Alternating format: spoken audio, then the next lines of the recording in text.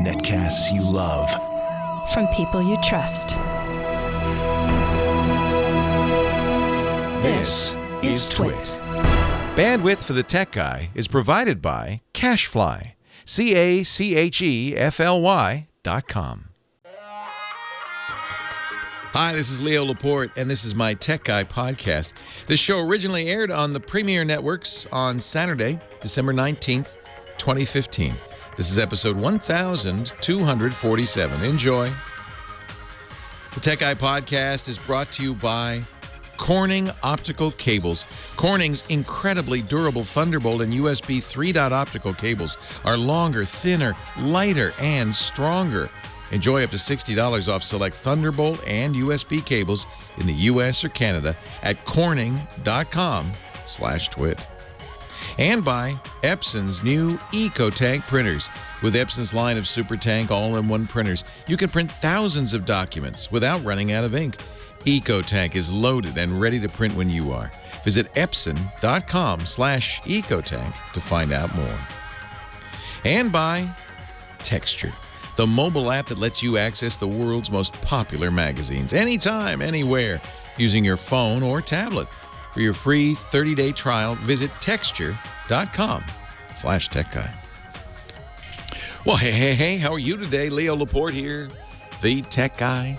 Time to talk computers, the internet, home theater, digital photography, smartphones, smartwatches, all that jazz. 8888-ASK. Leo is the phone number. 888-827-5536. Toll free from anywhere in the U.S. Or Canada. I think this is my the last weekend of the year, because next week is Christmas and the day after Christmas. I think we're probably not going to do fresh shows those days. You'd all be busy, wouldn't you, doing other stuff. So we talk about the end of the year this weekend. What do you say? I got the last smartphone of the year.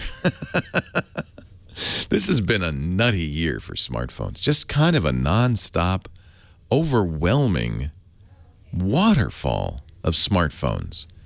And it's hard because I feel like I need to try them all so I can give you reasonable recommendations. And it's not possible to try them all. It's just not possible, especially since I kind of like to try a phone for a while before I give you I don't think if you don't commit, if you don't use it, as your daily phone, you don't really know if it's a good phone or not.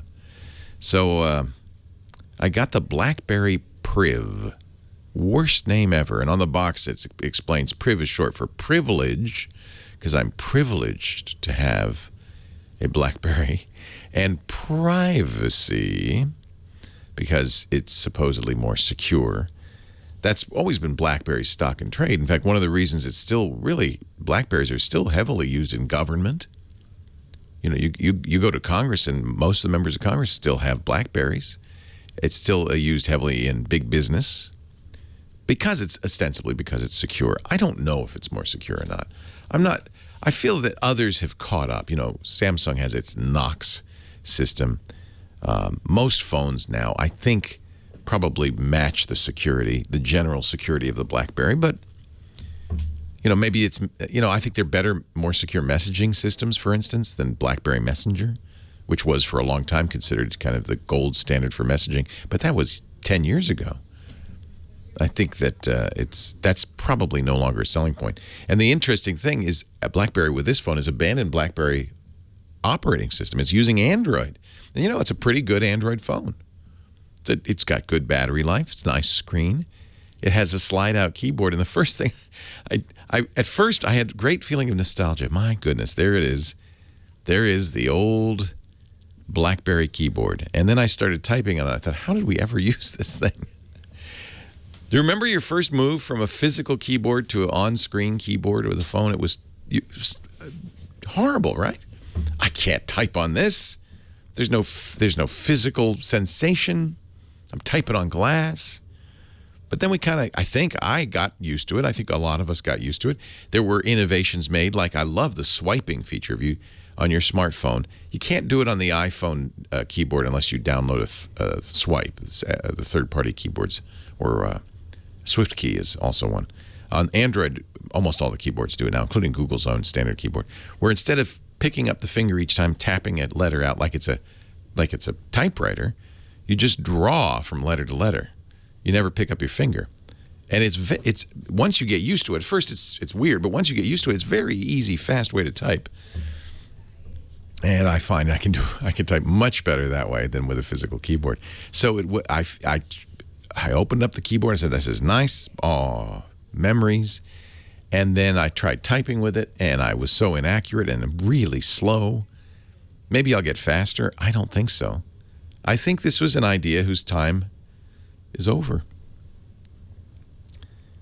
It's just times have changed, and we've moved on.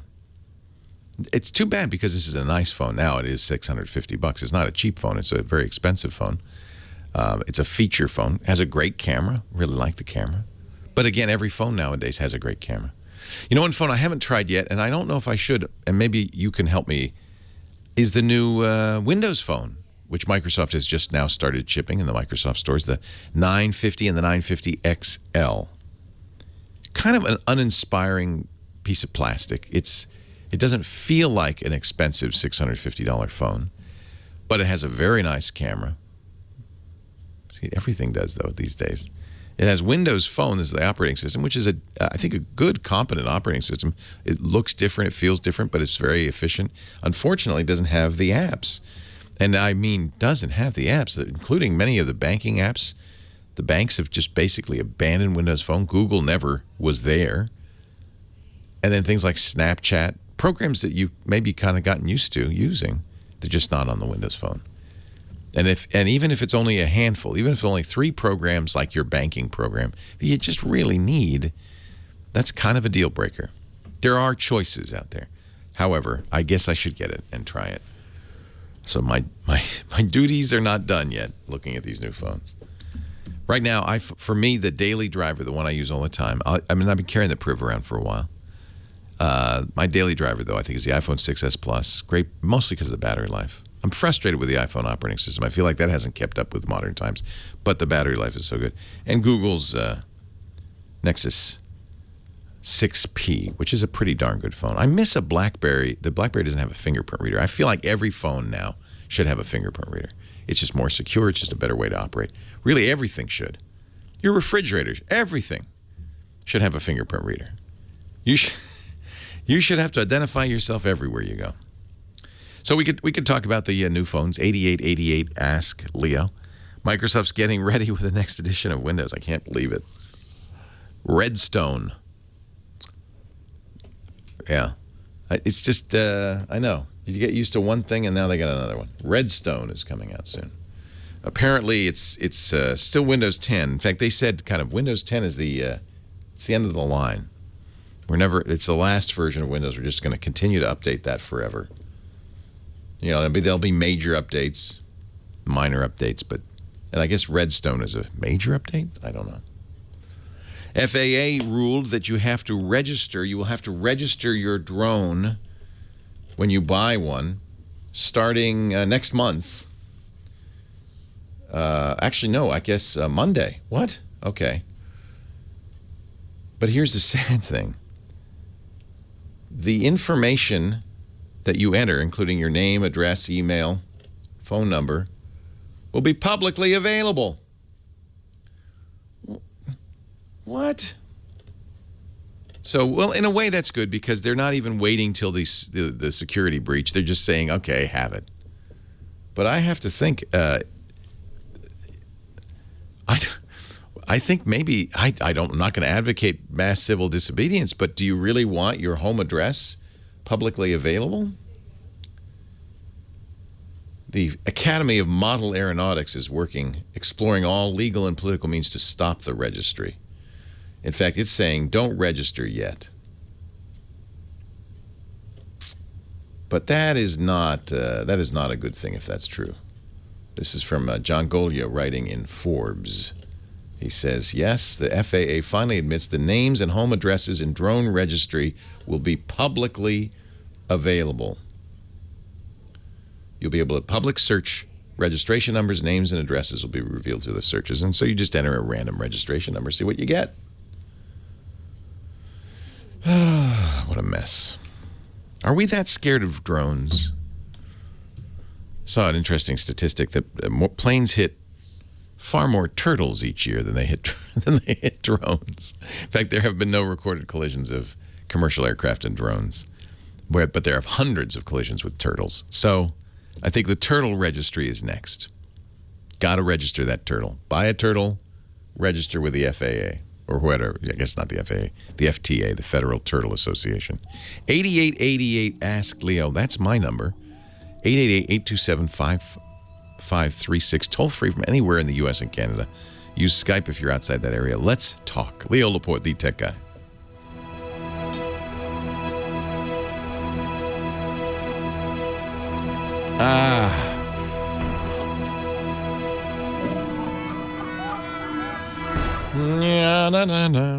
Can you believe that? Who can see the data that I enter? This is in the FAA's FAQ. The FAA will be able to see the data you enter. The FAA is using a contractor, oh boy, to maintain the website and database. That contractor will also be able to see the data you enter. Like the FAA, the contractor is required to comply with strict legal requirements to protect the confidentiality of the personal data you provide. Under certain circumstances, law enforcement officers might also be able to see the data. That seems okay.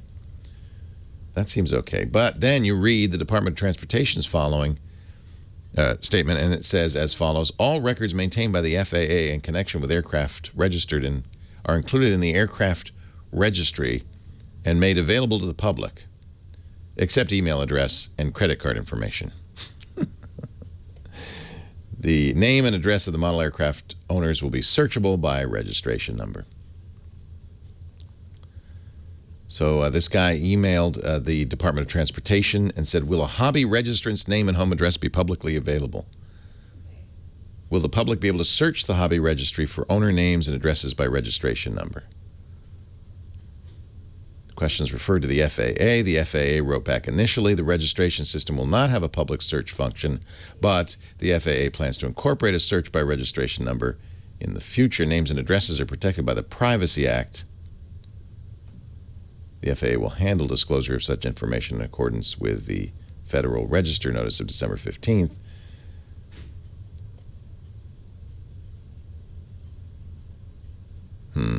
He goes on. He fortunately pursues it.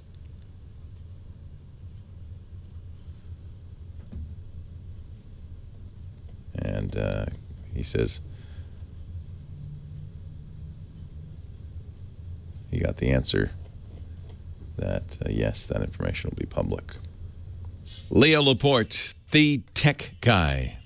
Private eyes are watching you everywhere you go. 8888 Ask Leo. The website, should remember this, is techguylabs.com. It's free. There's no sign up or anything. It's just a website. But it's nice because you can go there and find answers to questions and links that I mentioned on the show. Everything we say is written down there, so you don't have to remember anything or write anything down. techguylabs.com. Scott Wilkinson, home theater guru, coming up momentarily at half past the bottom of the hour. And I have told him, in no uncertain terms, there are to be no Star Wars spoilers. So you can listen with confidence to this show, because we might talk about it, but we won't talk about it in any way to reveal any information. Did you see it, Heather? Heather Hammond is here, the phone ranger. Yet. Well, see, there's another guy reason. Wins. Oh, spoiler. I can't even respond to that. I'm sorry. Because to do so would leak information. Right, okay. Even to say that leaks information. Somebody tweeted me, you spoiled the movie. You know, you did a Star Wars spoiler. And I said, I haven't been on the air since I saw the movie, so I don't know. Maybe are you invading my dreams? I have not been on. So this is my first time in public since I saw the movie Thursday night. Actually, that's not strictly true. Last night we did a little, on the podcast, on the live stream. I was itching to talk about it, as were some of my cohorts. So we said, all right. If you have not seen the movie, please turn the stream off right now. Stop watching. Because we are going to talk unbarred. We're going to just talk about the movie. And that was very satisfying because you feel like you want to talk about it. Mm-hmm. You want to say, but what, did that, what? And then, and you don't know, you don't want to spoil it for anybody. But in a word, you loved it, right? Yeah. Well, yeah. Yeah, I can't even. I've just enjoyed the reviews. Everybody is being very cautious, which is good, about like not giving away the anything. Oh. But I don't want to even give it my review because my review would give away some stuff. Like why I liked it but why I didn't like it, things like that. I enjoyed it. It's worth seeing. It's fun. Even if you're not a Star Wars fan. If you haven't seen any of the movies, you should probably watch all 6 existing movies. And you have not seen them? You've seen the first one, right? Yeah. All you need to do is see the very first 1977 Star Wars movie. Watch that again. And then you're golden. Yeah, Okay. I think that gives you enough. Someone else told me that it sits fine on its own. But, Which? I don't think you'll get as much joy out of it if you haven't seen the others. Mm-hmm. And, of course, if you're a fan, there's lots of moments where you go. The crowd was cheering. Wow. Yeah, there are lots of moments where you go, yeah. Did you laugh? Did you cry? Didn't cry. Okay. And I do cry at movies, but I didn't cry at this one. So let's do some phone calls. And again, no spoilers. This means you too at home. No spoilers. Who should I talk to? Playing right into your hands. Well, asking you shall receive. Mike in El Segundo is asking you about a smartphone. No, I love that. You know that. We do a lot of that. Hi, Mike. Hi, Leo. Thanks for a great show and website and all the good that you do. Thank you. You're welcome. And Merry Christmas, Happy Hanukkah if you celebrated that. Okay, I saw, first of all, I need a new cell phone. My existing one is an old Samsung Blackjack. Oh, my. Yeah. So I really need your help. Okay, I'm interested in a Samsung, either Note 4 or Note 5, or maybe Galaxy S5 or S6. I like the older models because I can change the batteries and they have a card slot. Yeah. And I saw a unlocked international cell phone at a retail electronics store, but they say it has 30-day return policy. I don't know if I get a Samsung warranty or not with it. And they said it does not come with all that extra software you were complaining about. Oh, it certainly does. If it's a Samsung phone, it does. What it doesn't come with is carrier software, but it comes with Samsung software. That's what I was wondering. Okay, so I guess it's no. So does that mean I'll still get software that you don't like? Or are you saying yeah, it's not that I don't like it. Here's my problem with Samsung is they made duplicates for a lot of the basic Android functionality. They have their own voice, and Google Now Voice I think is a better voice recognition system. They have S Health. They have everything. So. Their own calendar, their web browser, and it's annoying to have 2 of each because you will also get the Google one. You can use the one you want, and you can even disable the ones you don't want. So I wouldn't worry about that. If you like Samsung, and it sounds like you do, here's the thing: I wouldn't get the S5. That was kind of a flop. I understand you want to have a replaceable battery, so I think it's probably the Note 4. Because the S6 and the Note 5 do not have replaceable batteries or SD cards.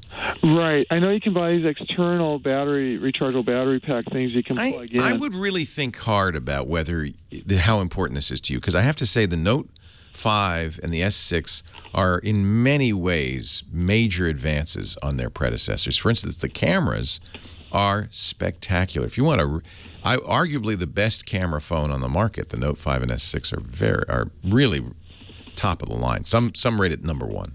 Is there anything I can get, like a memory card reader writer that can plug into like a USB port or micro USB port on the phone where I can have the advantage of an external? No, you can't really. No, you need to use.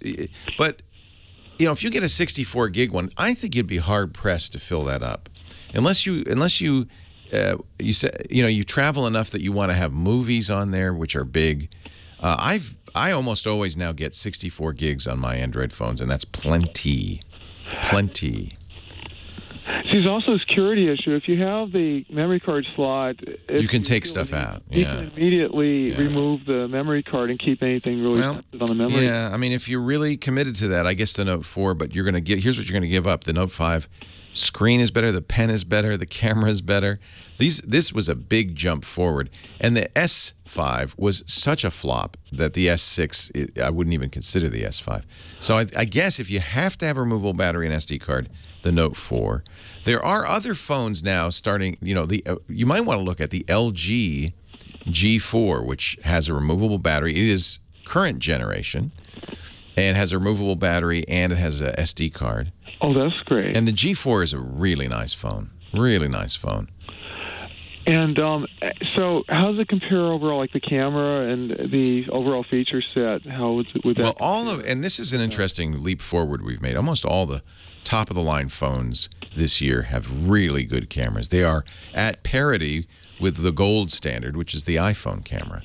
And in some cases exceeded, certainly in megapixels, low light performance, things like that. So, at this point now, it's a matter of taste. I really like how the colors look on the iPhone, or I really like the crispness of the shots on the S6 more than one is better than the other. The cameras are excellent. The LG G4 camera is phenomenal. It uses laser focusing, which means it's a little bit faster. I think it would be a good one. Now, remember, when you buy an unlocked international phone, that's fine. You're still going to use it with a U.S. carrier, but make sure it has all the frequencies of the carrier you want to use. Some of the international phones lack U.S. frequencies, and that means in some cases, for instance, you won't be able to use LTE for your data. That's not good, so do check before you buy. Leo Laporte, the tech guy, Scott Wilkinson, our home theater guru, coming up. Fiber optic, of course. It is glass instead of copper that transmits data at the speed of light very effectively. In some cases, better than copper. It's really what is the internet backbone through most of this country. Corning made a lot of that glass. They're the kings of glass. Well, they also make cables for you and me. Corning optical cables. You can find out more if you go to Corning, corning.com/twit. What these optical cables do that's amazing is, unlike previous fiber optic cables, which were fragile, these things you can bend, you can twist, you can tie in a knot. In fact, they've given me a little kit. I could give you a demonstration of this. And we're now going to give you up to $60 off Thunderbolt and USB cables if you're in the U.S. or Canada at corning.com/twit. Corning fiber optic cables are lighter. They're about 80% lighter than traditional copper cables, about 50% thinner, and this may be the most important thing, they can go a lot farther. Cable runs of 200 feet for Thunderbolt, 165 feet for USB 3. That means you could take noisy, hot drives, put them somewhere else without any degradation in the quality of the data. So this is the demo here. Let me just set this up because Corning has given me a variety of tools to show you how this works. This is a modified Corning cable that allows me to plug this laser. That's basically how optical cables work. The lasers flash light into, you can see the light coming out of the laser. I'll make it blinking, into the cable. And the light is translated on the other end. Let me get one cable. There's two of them here. And this cable's been modified, but this is the same fiber optics Corning uses in their USB and Thunderbolt cables. So I've connected the laser there, and this should, if that works, this is blinking on the other end. But watch, I can tie a knot. You couldn't, when we first got fiber optic cables here in the studio and we used them, the engineer said, "Oh, don't do that. You can tie a pretty good knot." But worse than that, the other thing you're not supposed to do is crimp these. Watch this. This is the block Corning provided me. I am crimping this cable. This cable is so much more robust. Of course, Corning, they're brilliant. They're the guys who did Gorilla Glass, right? They know glass. And I am doing something that feels very wrong to me right now. I am actually bending tight bends into this cable and jamming it into these little slots here just to prove to you that these cables are the most robust fiber optic cables you've ever seen. They're incredible. All right, there you go. Not one, not two, but 4 kinks and a knot. And if all is well, this is transmitting, we should see light coming out of this end. Absolutely. Look at that. lighter, thicker, stronger. These Corning USB 3.0 optical cables and the Corning Thunderbolt optical cables can go farther and do more without degrading, and you don't have to worry about them being fragile. They're amazing. Whether you're into high-end video, photography, audio production, you want the best, most reliable cables out there, you want Corning optical cables. Corning optical cables. Find out more and save $60, up to $60 on select cables at corning.com/twit. Corning.com/twit. We thank them so much for their support of the Tech Guy podcast. I love doing this little science project here. They gave us this whole kit so I could do this. Now I have to untie this, uncrimp these. It's still sending. See? Still working. Now, just to prove it, if I take off the laser, you'll see the blinking stop. Let's see. Let's make sure you can see it. Here, I'll do this. I'm going to disconnect. There's no sleight of hand. I'm not doing a magic act here. It's just this cable. And this could go, by the way, 100, 200 feet. That's what's amazing about it. What they've done, which I think is, I should tell you this in the ad, but they've made the ends of this. So this goes into a standard Thunderbolt. There's a transmitter that turns the copper data into light. And then the other end, it goes the other way. So this is quite a brilliant little piece of engineering.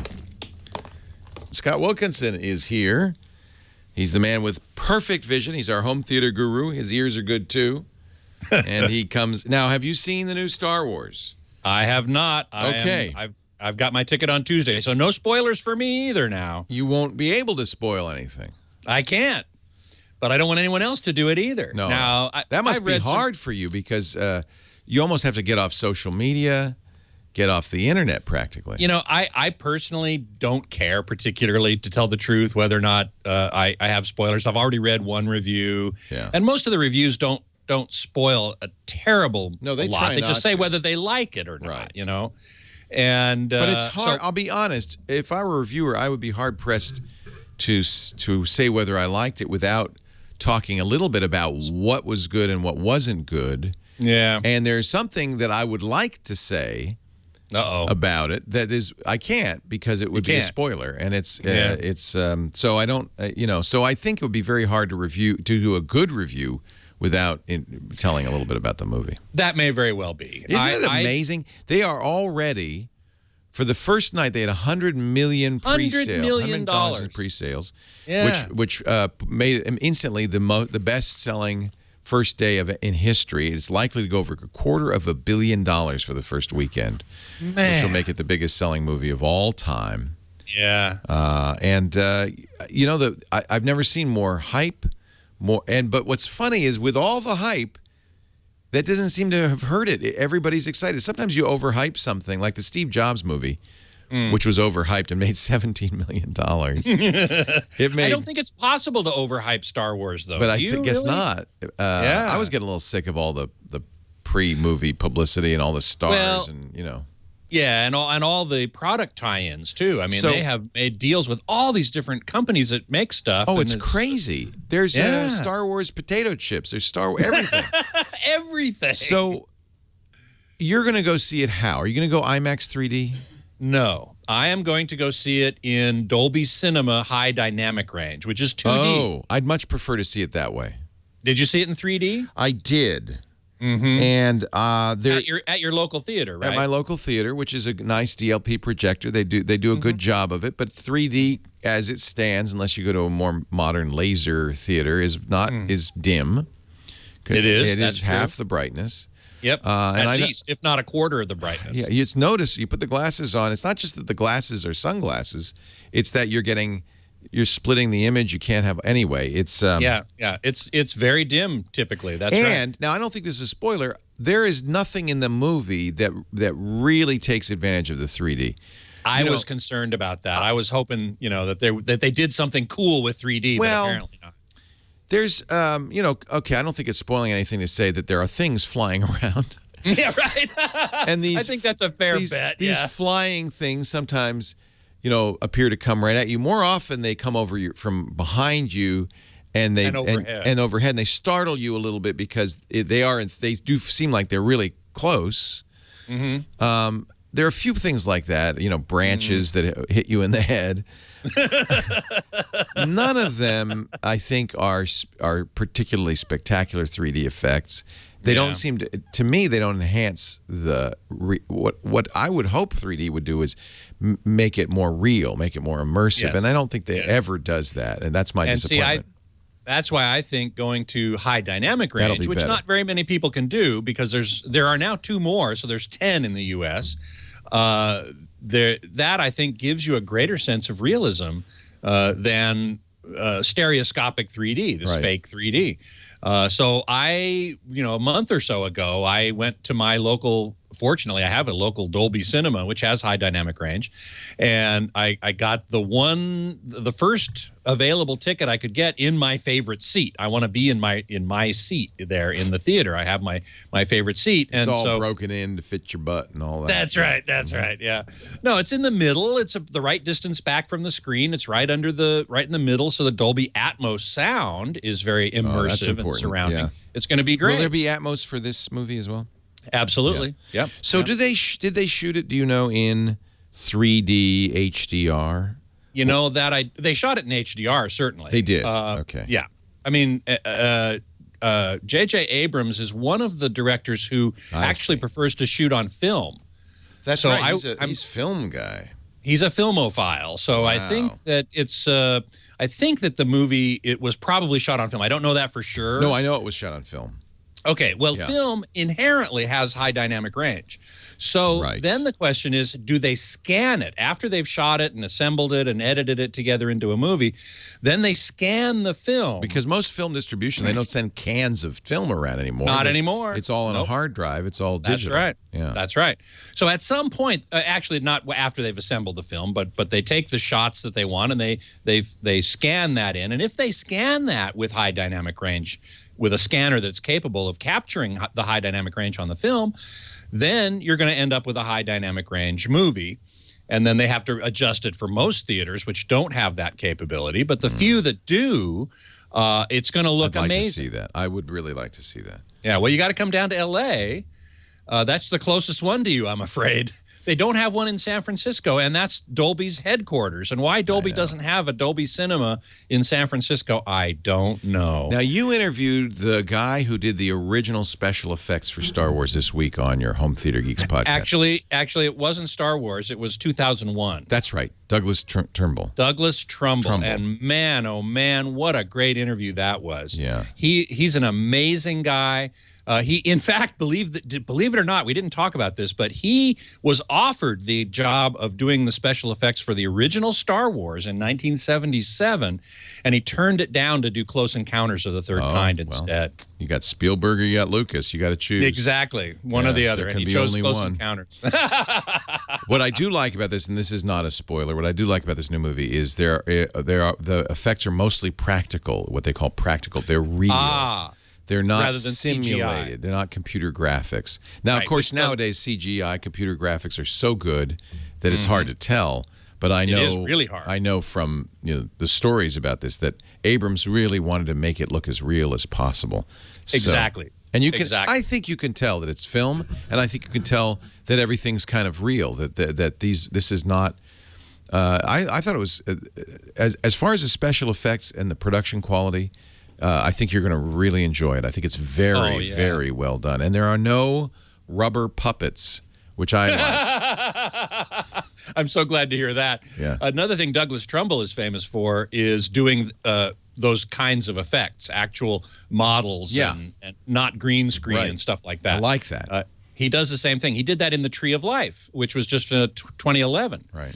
He did the effects there, and he actually did practical effects rather than computer generated, which he could have easily done. You know who else likes film? Quentin Tarantino. His new movie, which comes out a week from today, on Christmas Day, The Hateful Eight, which I'm sure will be like all Tarantino movies, hideously violent. But he shoots on film too. He likes film. That's right. And I've talked to a few people from Hollywood, and there is a fairly large group of directors who will not shoot digital. That's right. I think that's fascinating. That's And if you have, I do too. If you're and a they're big keeping shot, the film business alive. Well, yeah, and thank goodness, if you're a big shot, you can do that because it's very expensive to shoot film. Yes. All right. Scott is at he's at the Home Theater Geeks podcast, twit.tv/HTG. You can listen to his Douglas Trumbull interview this week. He also is editor-in-chief at the AVS Forum, avsforum.com. A really wonderful place for people into this stuff, home theater and audio-visual stuff. Thank you, Scott. My pleasure. More Thank calls you, Leo. to come. Leo Laporte, the tech guy.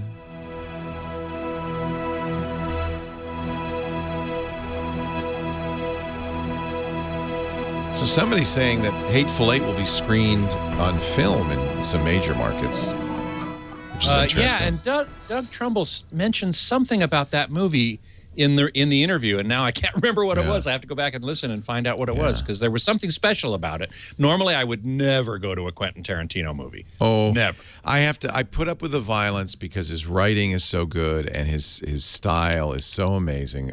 I'm sure and that's I just true. close my eyes to the violence.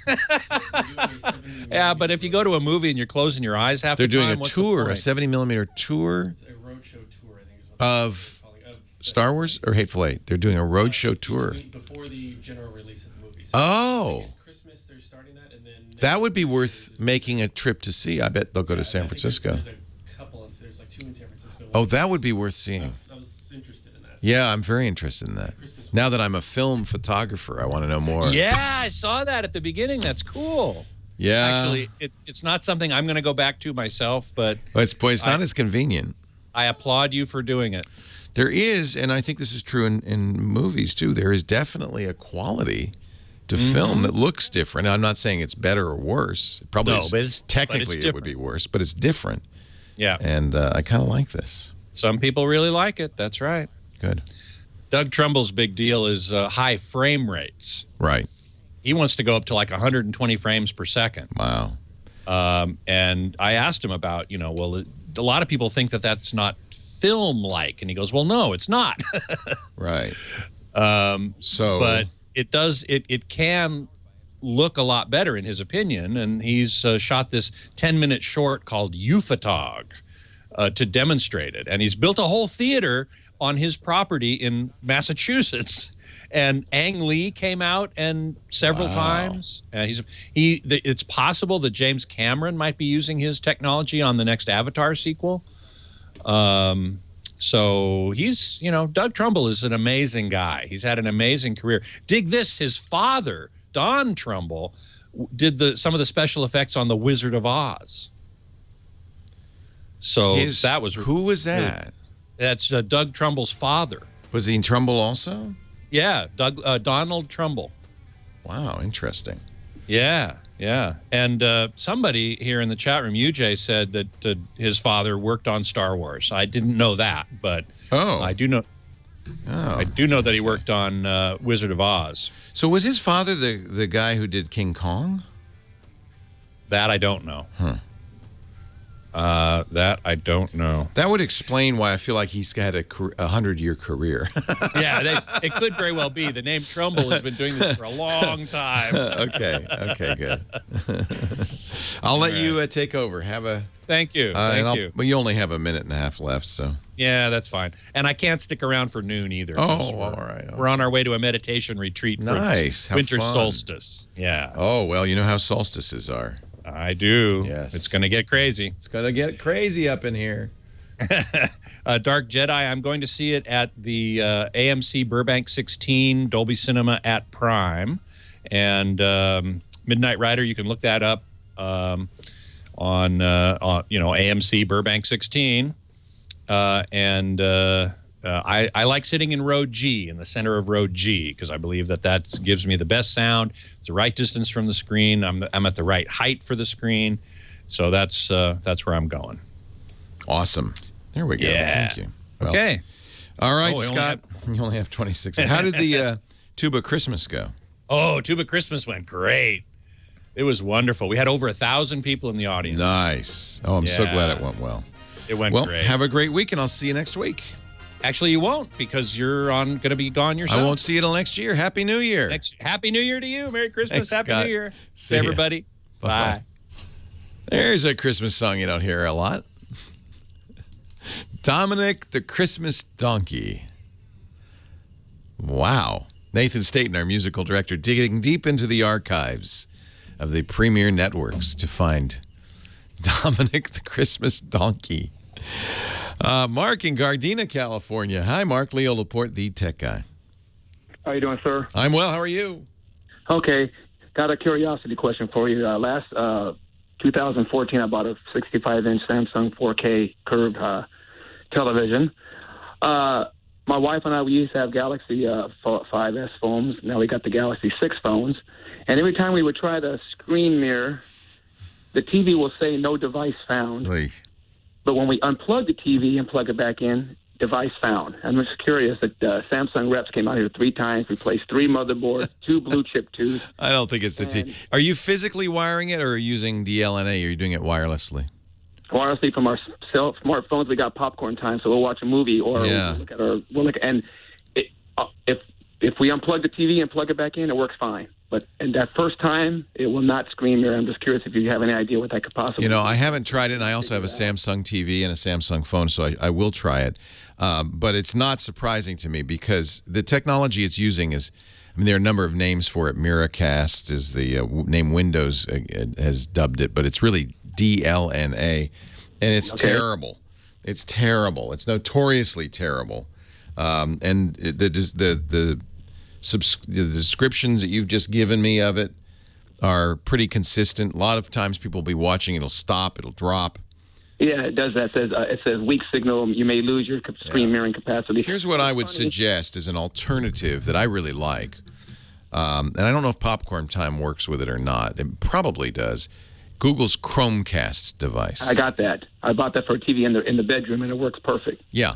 So the reason it works perfectly is because your phone, and this works with any phone, Android or iOS, but the app has to know about Chromecast.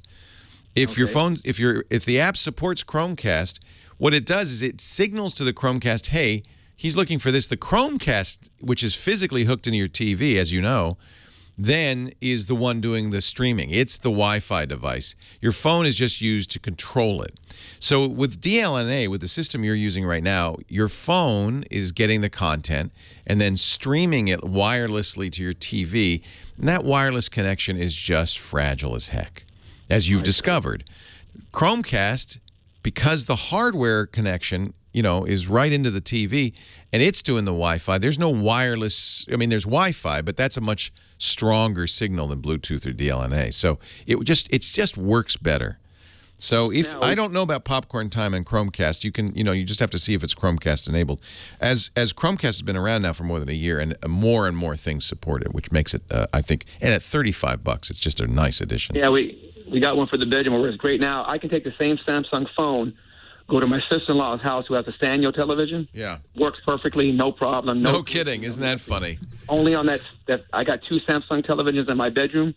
Screen mirroring works fine, but on that 65-inch, you have to unplug it at least one time for it to work. Yeah. I think that's, remember also you're in a different wireless environment. So it may not be the TV and it may not be your phone. It may just be that it's more hostile at your house. There's more other things on those frequencies. It's that's why wireless is weird. And Chromecast, to be, I want to be completely fair, if your Wi-Fi is flaky, Chromecast will have similar problems. But most people have nice, strong Wi-Fi. And so the Chromecast works very well. And I'm looking at Popcorn Time does, in fact, support Chromecast. So I think the easiest fix, and you could try this, just to, go in the other room with your Popcorn Time, see how it works. Why, now, real quick before I go, why do you think when I turn the TV off and on I unplug it, then it works? Because the TV is reattaching to the signal.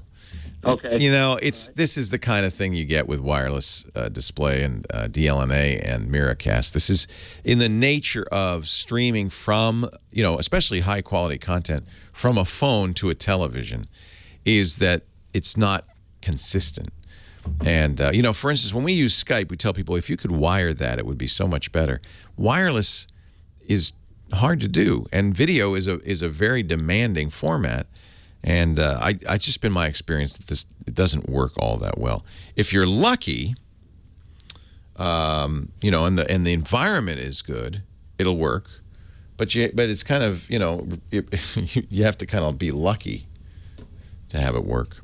Hey, thanks for the call. Coming up in just a second, we're going to talk to Ron in Downey. Sleeping tablets never waken or something. I don't know. But first, let's talk Carbonite Online Backup. You know I'm a big fan of Carbonite Online Backup. Everybody should be backing up, right?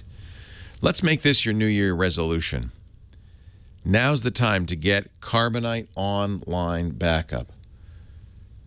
If you haven't tried it already, go to Carbonite.com. There's a free trial there. Use my name, Leo. You get 2 free bonus months when you choose to buy. I say when, not if, because I'll tell you what, once you install Carbonite and starts backing up and you see how easy, painless, no muss and fuss it is, you'll really love it. It's everything on a backup should be automatic, so you don't have to remember to do it. It's continuous. Whenever you change a file, boom, it's backed up. And it's backed up not to a hard drive next to your computer, which in a fire or a flood, the disaster would be lost. It's off-site backup, and you always need an off-site backup of your most precious data. For business, for home, for Mac, for PC, Carbonite.com. Try it right now. Use my name, Leo. You get 2 months free when you buy. You got to back it up to get it back. Do it right with Carbonite. Ron in Downey with a sleepy tablet. Hi, Ron. Hey, how you doing? It's good to talk to you again. Happy holidays. Thank you. I've got music saved on a USB drive that's connected to the back of my Netgear router. And when I use the Netgear app on my Nexus 7 tablet to play music, everything seems to work fine until the tablet goes to sleep. When the screen goes black, the music stops. Oh. What program are you using on the tablet to stream the music? I just the Netgear. I just click on the Netgear app. So there's a Netgear app? Yes. All right. So that could be the problem. See, the idea is if you want to continue background streaming even when the tablet goes to sleep, the application needs to continue. And it sounds like the Netgear app is not multitasking. It's not staying alive in the background. So when the tablet sleeps, now you can check. Sometimes apps like that will have in the setting will say, do not allow sleep or continue to play in the background. But it's my guess that the Netgear app is the problem, that it's not handling the background processing well. So there probably are other programs you could use to play that music from a server besides the Netgear program. One way to do that would be something like, like Plex, which is a media server program. It would need to be able to run on your Netgear, your network-attached storage. But if it's a network-attached storage, Netgear also supports other protocols like Windows Media Center or Windows Media Streaming, iTunes. Get a media server going on your Netgear, and then use an appropriate program on your device. And a good program will continue to stream when the device sleeps. Plex is a great one for that. I use what I do, and it's a similar idea. I don't store my music locally. Well, I do, but what I also do is I use Google Music, or you could do this with Amazon, iTunes. And it make a copy of my music in the cloud. It often doesn't even mean uploading it. It means just registering it. But I upload everything to the Google Music and then use the Google Music app on my phone to play back the music. And that will continue even while the phone's sleeping. A good program will continue when the screen goes dark. But I'm guessing that the Netgear program, remember, their business isn't really software. Their business is making the network-attached storage. My guess is that it's just not handling sleep properly. Do look in the settings, though. There may be a setting in there that says, well, at the very least, do not allow sleep. And as long as the tablet's plugged in, that's fine. It's not going to burn the screen or anything to keep it running. 8888 Ask Leo, that's the phone number. We're going to continue to take calls for 2 more hours. 888-827-5536. That's toll-free from anywhere in the U.S. or Canada. Outside that area, you could still call Many international listeners, thanks to the internet. But you just have to use Skype or some other VoIP solution to call that number, 1-888-827-5536. And all the answers, all the links, all the suggestions are up on the website. We do it almost immediately. James DeRuvo is actually transcribing as we go. TechGuyLabs.com. And then after the fact, audio and video from the show will be there. And your comments, too, because I hope if you have an idea, if you say, oh, yeah, I use that Netgear software, here's how you fix that, go to the website. TechGuyLabs.com. It's free. There's no sign up. And we love your input. Always available online. TechGuyLabs.com. Well, hey. How are you today? Leo Laporte here, the tech guy. Time to talk about computers. Although really, well, everything is a computer, but nothing is a computer, really. I mean, I guess we could talk about desktops. But mostly people want to talk about the internet, home theater, digital photography, smartphones, smartwatches, that kind of stuff. 8888 Ask Leo, but I'll talk about any of it. I've been doing this so long, since 1991, 24 years. So when I started, it was just computers. We didn't have the internet, and we were happy. The internet's an interesting thing, isn't it? It has really changed the world in unexpected ways. I mean, there's the obvious. You can shop online. You get to know people all over the world. You can stay in touch with family and friends, talk to high school sweeties you haven't talked to in ages, But there's also the kind of the negative. I feel like the internet is kind of an outrage engine, especially Twitter, where just people have a chance to be just upset about everything. This whole spoiler thing, right? We've been talking a little bit about how I will not give you any spoilers on Star Wars, but the indignation, the upset, the whole thing about spoilers really, I guess it was always around a little bit, but the drumbeat seems a lot louder than ever it was. If you say something, you will hear about it on Twitter and on Facebook, and people will email you. And is it that now this is my question.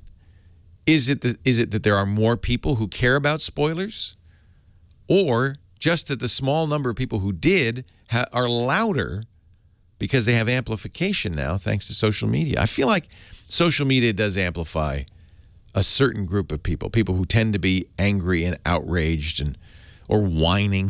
There's a lot more whining on the internet. So it's an unexpected side effect. I think you could have predicted, well, we'll be, downloading music from the internet. We'll be buying things on the internet. But maybe we didn't think that people would become more annoying thanks to the internet. 8888 Ask Leo. That's the phone number if you want to talk about that. Or anything else. Somebody mentioned in the chat room, Battlecam says, remember the encyclopedia? I still have, and it's mostly to remind me, in my office at home, a World Book Encyclopedia, which I foolishly bought for the kids. Because when I was a kid, I had the World Book Encyclopedia, and I read it. I actually read it. I would pick a volume and kind of go through it and look up, and it was fun, and I learned a lot. And then, of course, in school, you needed the encyclopedia. That's how you got stuff if you didn't want to go to the library. So I thought when my kids were, little in, I guess it would be like 95, 96, well, they ought to have an encyclopedia. Little did I know that that was it. This is the end of the line for encyclopedias. They're all online. Everything they want is online. Wikipedia is the encyclopedia kids read today, not World Book or Britannica. Is Britannica still around? I guess it kind of is, but it's mostly an online thing, right? For a while, CDs. Remember, that was a very brief moment in time. You bought an encyclopedia on CDs. Microsoft's Encarta. Gone. Google's our encyclopedia. That's right. We don't need it anymore. You don't need to go to the library anymore. So I think that's not a bad thing, as long as we teach the kids and ourselves to decipher the good information and the bad information, to understand, you employ critical thinking. Washington Post newspaper for the last year and a half had a column debunking internet falsehoods. And the guy who wrote the column this week threw his hands up and gave up. He said, I give up. Nobody wants me to do this. A, if you need to, you can probably find out if that thing everybody's sharing on Facebook is true or not just by Googling it. But B, most people don't care. They share stuff that confirms their beliefs, that confirms, how they feel, their worldview, and they really don't care if it's true or not. Furthermore, he says, in the last year and a half, websites have sprung up to explicitly create false stories that people will share and click on because it's a great way to make money, to make up lies that they know. And they say, one of the websites he quotes particularly aims at older white men. They say they're great for resharing falsehoods. People like me, in other words. Is that true, you guys? They're great for clicking on that link, sending it to all their friends. There's an unintended consequence of the internet. He's thrown up his hands. He says, "I give up." It is an endless and unwinnable war. The war against fake facts. There was a video going around, clearly faked video, that claimed to be an interview with the great movie director Stanley Kubrick, in which he said, "I faked the moon landing in 1969." You look at it, it wasn't Stanley Kubrick. It was completely fake. But many people sent it along to me saying, "You see, the moon landing didn't happen. Here's proof positive." You're telling me that this poorly shot video that's circulating on YouTube, that's proof positive? But people believe what they want to believe, don't they? That's the problem. 8888 Ask Leo. Coming up in a little bit is I think Johnny Jett, our travel guru, is coming up. The Giz Wiz, too, our gadget guru. We've got our experts ready, but I'll take some more calls right now. Let's go to Decatur, Georgia. Wayne is on the line. Hi, Wayne. Hey, how you doing, Leo? I'm well. How are you? Doing fine. Cold, but doing well. It's cold in Decatur? Yeah, it was 30 this morning. Ooh. It's warmer in New Jersey. Yeah, that's weird, ain't it? It is. It is. What can I do for you? Well, when a friend me and him ordered my computer online, he got an answering machine that would work through his computer. It was a certain program. Yeah. Do you know anything about that now? Yeah, and I don't recommend those. You can get it. This is an old. You used to be able to buy. Remember modems? Right. Remember you used to get online and you'd go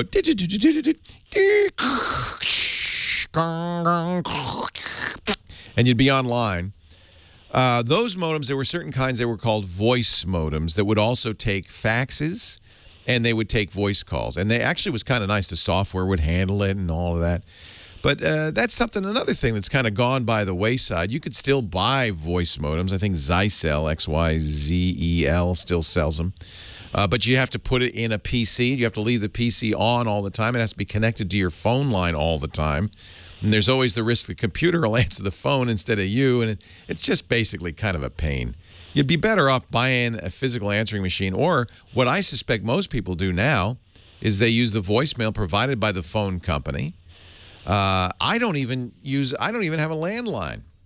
And we're learning almost half of Americans no longer have landlines. Why would you? You have a cell phone, right? And your cell phone company handles voicemails quite well.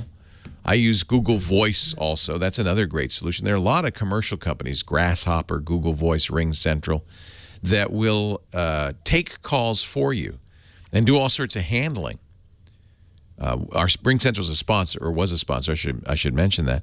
But their system would basically be like a virtual receptionist. Would answer the phone, play a message back, allow people to use a directory. You probably experienced this. Now, most people don't, when you call big companies nowadays, isn't that what you get? You get a robot and a phone tree. Please enter the first 3 letters of the person you're trying to call, and then they go from there. So nowadays, I mean, yes, you can buy a voice modem. That's what you need, and most of them will come with software that will do this.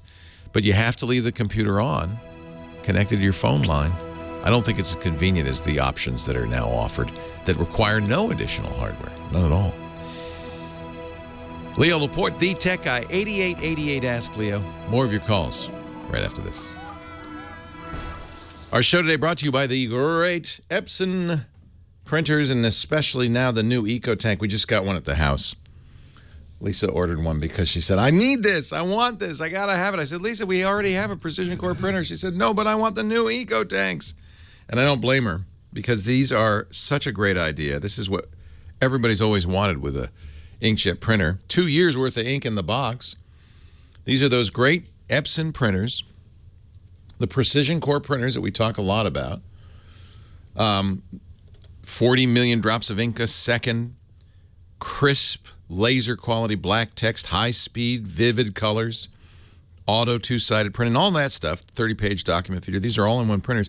But now they come with a tank and 2 years worth of ink, about 50 ink cartridge sets of ink in the box. On this one, this is the ET4550. That's 11,000 black pages, 8,500 color pages. And then when you run out of ink, you can replace it with these convenient and low-cost replacement ink bottles. Or they have the bags for the bigger printers. So they have a whole range of these printers. They are awesome. I think Epson deserves a lot of credit for saying, all right, you decided you don't want to buy the cartridges. We understand. We still make cartridge printers for people who don't print often or prefer the convenience of cartridges. But for those places where you print a lot, you don't want to get interrupted in the middle of a job, the EcoTank is amazing. Amazing. Wireless printing from tablets, from phones. They support all the wireless printing protocols, including Apple's AirPrint. An unbeatable combination. Convenience, value. I love them. We just got one for the house, even though we didn't really need it. Epson.com. We're kind of Epson junkies at the house. I love Epson. I've been using them for years. Epson.com/EcoTank. Find out more. Transform the way your home, your office, your work group prints for the best combination of ease and value. The new Epson EcoTank printers, epson.com/EcoTank. And we thank Epson for their support. Epson, my friends, Epson, exceed your vision. I was shaking my groove thing, actually, a little earlier. I guess Nathan Staten, our musical director, saw that. I'm now kind of embarrassed. Leo Laporte, the tech guy, 8888. Ask Leo. That's the phone number. Rick is in Phelan, California, our next call. Hi, Rick. Hey, how you doing, Leo? I'm well. How are you? Doing great well today. Listen, I got a question for you. A couple of years ago, I spoke to you about getting a new computer. Windows 8 was out, and I told you then I had availability to buy a brand new Windows 7 machine, which you recommended, saying at the time that Windows 7 was probably the best operating system to date. Yes. My question is I'm getting bombarded with Windows 10. I know, and I really this is shameful what Microsoft's doing. You're getting these bombardments from Microsoft on your computer, right? Yes, I am. Yeah, they keep popping up things. Hey, you can get Windows 10 now. It's free. Come on, everybody, get it. It's shameful. I think that's really wrong. What do you think about the operating system itself? It almost makes me want to say don't capitulate, but in fact, I think Windows 10 is good. It is now mature enough. It came out July 29th. They are offering a free upgrade for all registered and authenticated users of 7 and 8 through July 29th of 2016. Okay, so you 6 months. You have 6 months. You even have a way to back out, because if you do accept the offer and install Windows 10 now, I saw that. Yeah. You have a 30-day rollback option, which doesn't always work, but most cases that gives you a chance to go back. Well, frankly, I'm real satisfied with 7. Yeah, and then 7's going to be around till 2020. That's when they stop doing critical security updates for it. So it's certainly... Well, that's a few years. You got plenty of time. Yeah. And if it's working and working with all your hardware, I don't think there's a reason to upgrade. What happens, though, you understand, is that new software will come out that relies on Windows 10. Security patches that have been applied. Actually, right now, Windows 7 is arguably the most secure version of Windows, just because it's been around and patched like crazy, right? Right. It's been tried in the furnace of the public for years and has been patched and patched and patched. So it's probably more secure than Windows 10. Right. It's certainly more, it's more reliable. Windows 10 is newer in a lot of ways, and they've added some nice features. But yeah, I don't think people should. The problem is you want to take advantage of this offer because at some point you will want to go to Windows 10. So there are ways to. It'll be a new computer. Well, maybe that's and that's the traditional way of upgrading Windows. This is something new. Right. But usually people just stuck with the Windows they had until they got a new computer, and then they'd have whatever was current. So Correct. yeah, probably in the next 5 years you're going to buy a new computer. You think? Yeah, probably. Yeah. Then you can get Windows 10. Or whatever's out at that point in time. My complaints about 8 were for 90% fixed. In fact, I would say 100% fixed in Windows 10. Okay. So, and it's when we talked about that, Windows 8 was out. My wife had a laptop that had Windows 8 on it, and we've since upgraded that one to Windows 10. That I would do. If you have Windows 8, upgrade to 10, absolutely. Right. Yeah, and that's what I kind of figured. Now, we bought her a new desktop since then as well. Yeah. That came with Windows 10, and she's real happy with it, and I poked around it. It seems pretty nice. I mean, the software itself seems pretty good. But like you said, I'm just getting bombarded with these upgrades. I know. So there is a way to get rid of those, an unsanctioned way, because Microsoft, and this, as I said, I think this is shameful that Microsoft is forcing people to see this repeating ad. Right. There's something called the GWX control panel. Okay. GWX is what you want to get rid of. And if you download the pardon me? It's in the control panel? Well, no, it's a program called, it used to be called GWX Stopper. And it's now called GWX Control Panel. Now, the problem, I hesitate recommending this because it's from an unknown person. There's a lot of risk when you download it from places like CNET. You'll get additional software. And I'm not sure what the official site is for this, but there are places you can go to download it that are, safer than others. We'll put a link in the show notes to the place I would get it. I'll look that up. And it'll stop those annoying pop-ups. Well, they don't. I mean, yeah, they are kind of annoying. I just click them off and keep doing what I'm doing. Yeah, but you shouldn't have to. That's an ad, right? That's an ad. And Microsoft shouldn't be putting ads on a paid operating system. I'm sorry, that's just wrong. Oh, I agree. Okay, so your bottom line suggestions, if I like 7, I'd stay with 7. I think that's fine, yeah. Okay, perfect. I appreciate your input, man. You have a blessed day. Enjoy your holidays, and we'll probably talk to you next year sometime. Yeah, thanks, Rick. Happy holidays to you. Yeah, at least you've tried 10. The thing that Windows 8 was just so horrible because it was this hybrid mix between a desktop operating system and a tablet operating system. Microsoft kind of bit the bullet, and, in hindsight, it might have been worthwhile because they needed to make this progress towards getting Windows 10 on a variety of different hardware platforms, some with touch, some tablets, even phones and Xbox One now. They'll all be running Windows 10 or versions of Windows 10.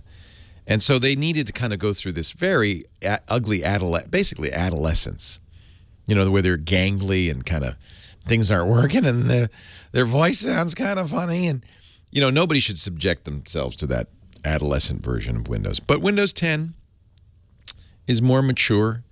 I think and they've put out some significant updates to it and continue to do so. And I think it's as good as Windows 7. It's certainly as usable as Windows 7 with some additional features that make it work on other platforms. And that's where you're going to, as always, that's where you're going to start to want Windows 10 as you start to see capabilities that Windows 7 doesn't support. The idea that you can buy one program that runs everywhere. There's some other features like Windows Hello that support better authentication, which as time goes by, we're going to want more and more of that. Voice recognition, face recognition, fingerprint recognition. Of course, Cortana, the ability to talk to Windows. Now, that's a mixed bag, and I think a lot of people think Cortana's cool. I'm one of them. Liked playing with it when we first got it, and then never used it again. But my experience on laptops and desktops, I don't talk to them that much. I like talking to my phone because it's hard to enter data and so forth. But in general, if I want to make a Google search, I'm going to type it into the browser. I'm not going to ask Cortana to do the search for me. Major Geeks is a good source, probably. Uncle Bick is mentioning that you can get GWX from MajorGeeks.com, and we know we trust them. So they're probably a good place to go. We'll put that in the show notes.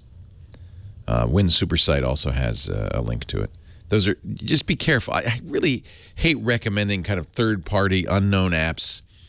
And then the risk, of course, is people get them from sites that add additional stuff. It could be worse than just ignoring the pop-up.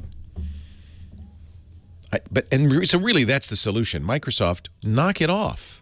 They want everybody to go to Windows 10 because the more people, and most people have, by the way, huge response to this. The more people on Windows 10, the more likely developers would develop for it, and it's this virtuous circle. But that's not the way to do it, Microsoft. Knock it off. Leo Laporte, the tech guy. Hello, JJ. How you doing, Leo? Periscoping from the beach, you show off, you. So you're going to be there for a little longer, enjoy the weather? I was actually supposed to be on a plane yesterday to Chicago, then Toronto. Oh, yikes. I was going to fly my dad, take him to Chicago, and then put him on a plane to New York. But he came down with the flu the last few days, so now he's giving it to me. Oh, I'm sorry. So I'm here for a little bit more. Well, are you doing a show next Saturday, by the way? No. Oh, good.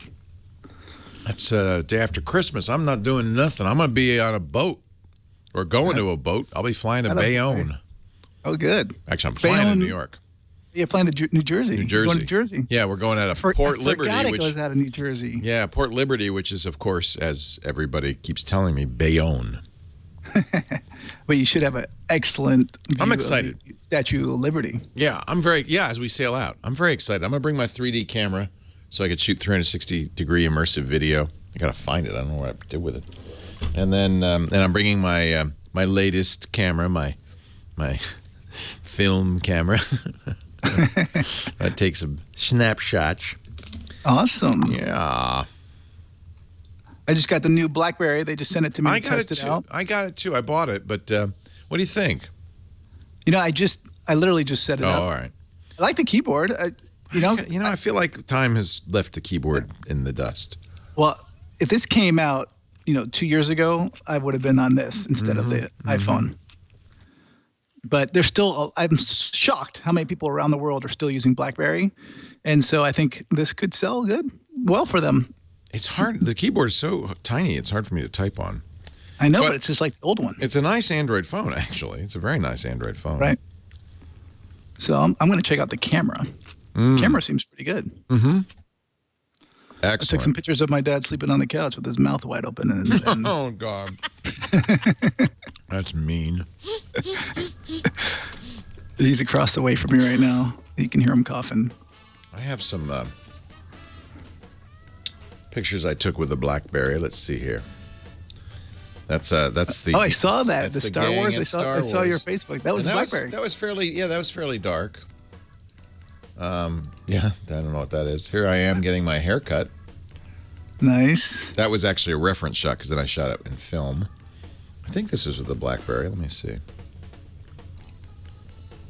Nope, that's the iPhone. iPhone is, I think, probably still the camera of choice. That's the BlackBerry. I don't know what that is. Oh, these are the light meter I use stores notes about what you're doing. I don't think there's any more pictures. This is my dad on the couch. Oh, nice. Let's see. Oh yeah, no. Here's a few more. I took a few more. I was trying to get samples. This looks. The colors are muted, but I think accurate. Some cameras overdo it. So yeah, I'm just taking. Kind of. This is the flash. I think the flash is flashy, but the color accuracy, because it's dual tone, is good. But you see all the. I just don't like flashes. Yeah, I don't use flash either. The detail's good on these, though. I think it's a good camera. Well, yeah, I'm excited to test it out. Hopefully, somewhere more exotic than my apartment. This came out well. This is an HDR. It does with HDR. It shoots 3 images, which is nice. Here we go. Leo Laporte, the tech guy, and there he is, Johnny Jet, the travel guy. Johnny is a travel guru at johnnyjet.com. He goes all over the world and helps us travel better with technology. take Dad to see the new Star Wars movie yet, Johnny? Oh, I muted. Oh, so say again? Oh, you're both sick. Yeah, well, I'm not sick. He's sick. I have a cold. But I'm sorry. We'll have to wait. So you're grounded in beautiful I saw Huntington on Beach. Facebook, Aw. Manhattan Beach. Manhattan Beach. Aw. Bruce is down in Huntington. Aw. You periscoped from the beach. It was like, oh, man, I wish I were there right now. Very nice. Very nice. So, by the way, how was the Star Wars movie? I quite enjoyed it. Is Dad a Star Wars fan? No, he's not. No, but you are.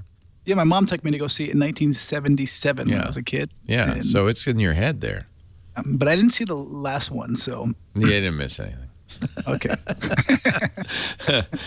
In fact, if you've only seen the first one, which was the fourth in the series, which is very confusing, if you only saw the very first 1977 Star Wars, you should see this one because it is kind of the logical sequel to that. It's really the logical sequel to the first three.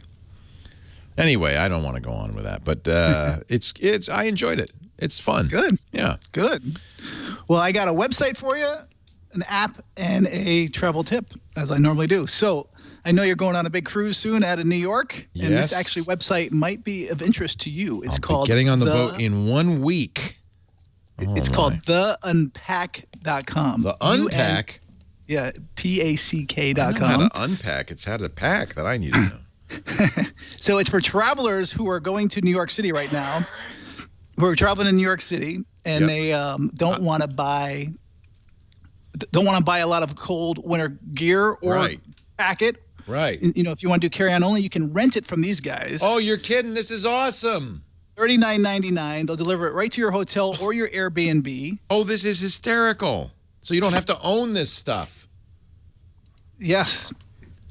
So This you don't is have to own it, brilliant. and you can rent it for as long as you want, and then you can even keep it. They're all premium brands, and then you actually get to keep the toiletries that they come with it. So this looks like for 2 days for $60, I get a lot of stuff. I get a puffy jacket. I get a thinner jacket. I get pants. This is shirts and pants too, and underpants and underwear and gloves, and I mean this is everything you need. Every different season, they have something for every different season. But right now, I think it really makes sense for winter because a lot of people, either don't have a good jacket that's warm enough, or they don't want to pack it because they don't. I wonder if I could just get this delivered to the cruise ship, and I wouldn't have to pack anything. Well, you still need to bring all your undergarments. Oh, you do bring underwear. This socks. is really just This is just really the outer gear. This is awesome. $39.99. So. Because I have a problem because a boat leaves from New Jersey and then goes to the Bahamas. So I have to pack for winter and for sure hot weather. By the way, I hope you're spending a night in New York before you get in. You always should go in a day before a cruise. Yeah, we are doing it. Any weather. Yeah, okay. yeah. That is very important. Yeah, I mean, we get in at 11 p.m. It's okay as long as you get in the day before. Yeah, but we have a hotel. You go, you sleep, you get up, and they put you on the boat. Yep. Because the boat will not wait for you. It doesn't wait for you. And in this case, this boat, the next landfall is Florida. So you'd miss like half the cruise as it's sailing down to Florida if you miss the boat. They don't have. You can't get a helicopter to a boat, can you? No. Can you I've never seen it. No. Maybe Obama can, but I don't think so. Hey, I'm the president of the internet. Come on. All right, this is good. I've never even heard of this. This is amazing. Unpack. It's new. Unpack.com. And they're only in New York right now, but they're coming to Boston, Philly, and D.C. Oh, so it has to be that I'm going somewhere in New York. Exactly, right now. A hotel or an Airbnb in New York. And they have, I see the men's, they have women's as well? Sure do. They sure do. This is so cool because who has, if you're from California, if you're from lovely Manhattan Beach, you don't have a puffy jacket. I have two. You probably do. You ski and stuff. All right. You have an app for us? I sure do. So this one's called Safe Trek. Have you heard of Safe Trek? No. What is this? So this is a new app. It's free. Well, it's free for 7 days. You download it. But, everyone's worried about terrorism these days or their safety. And so a lot of times you cannot call the police. It could be either from you're in a theater and, you can't pick up the phone to talk, or it could be domestic abuse or whatever. Right. So all you do is open the app. You put your thumb down on it. First you register. And then, if there's some kind of problem, you open up the app, you put your thumb down, and once you release it, it will come up with a security code. If you don't put your security code within 10 seconds, it will notify the police of where you are right away. And so it's a free 7-day trial, and then it's $2.99 a month after that. But for people who are, worried about their safety, this is not a bad idea. So, okay, let me understand this.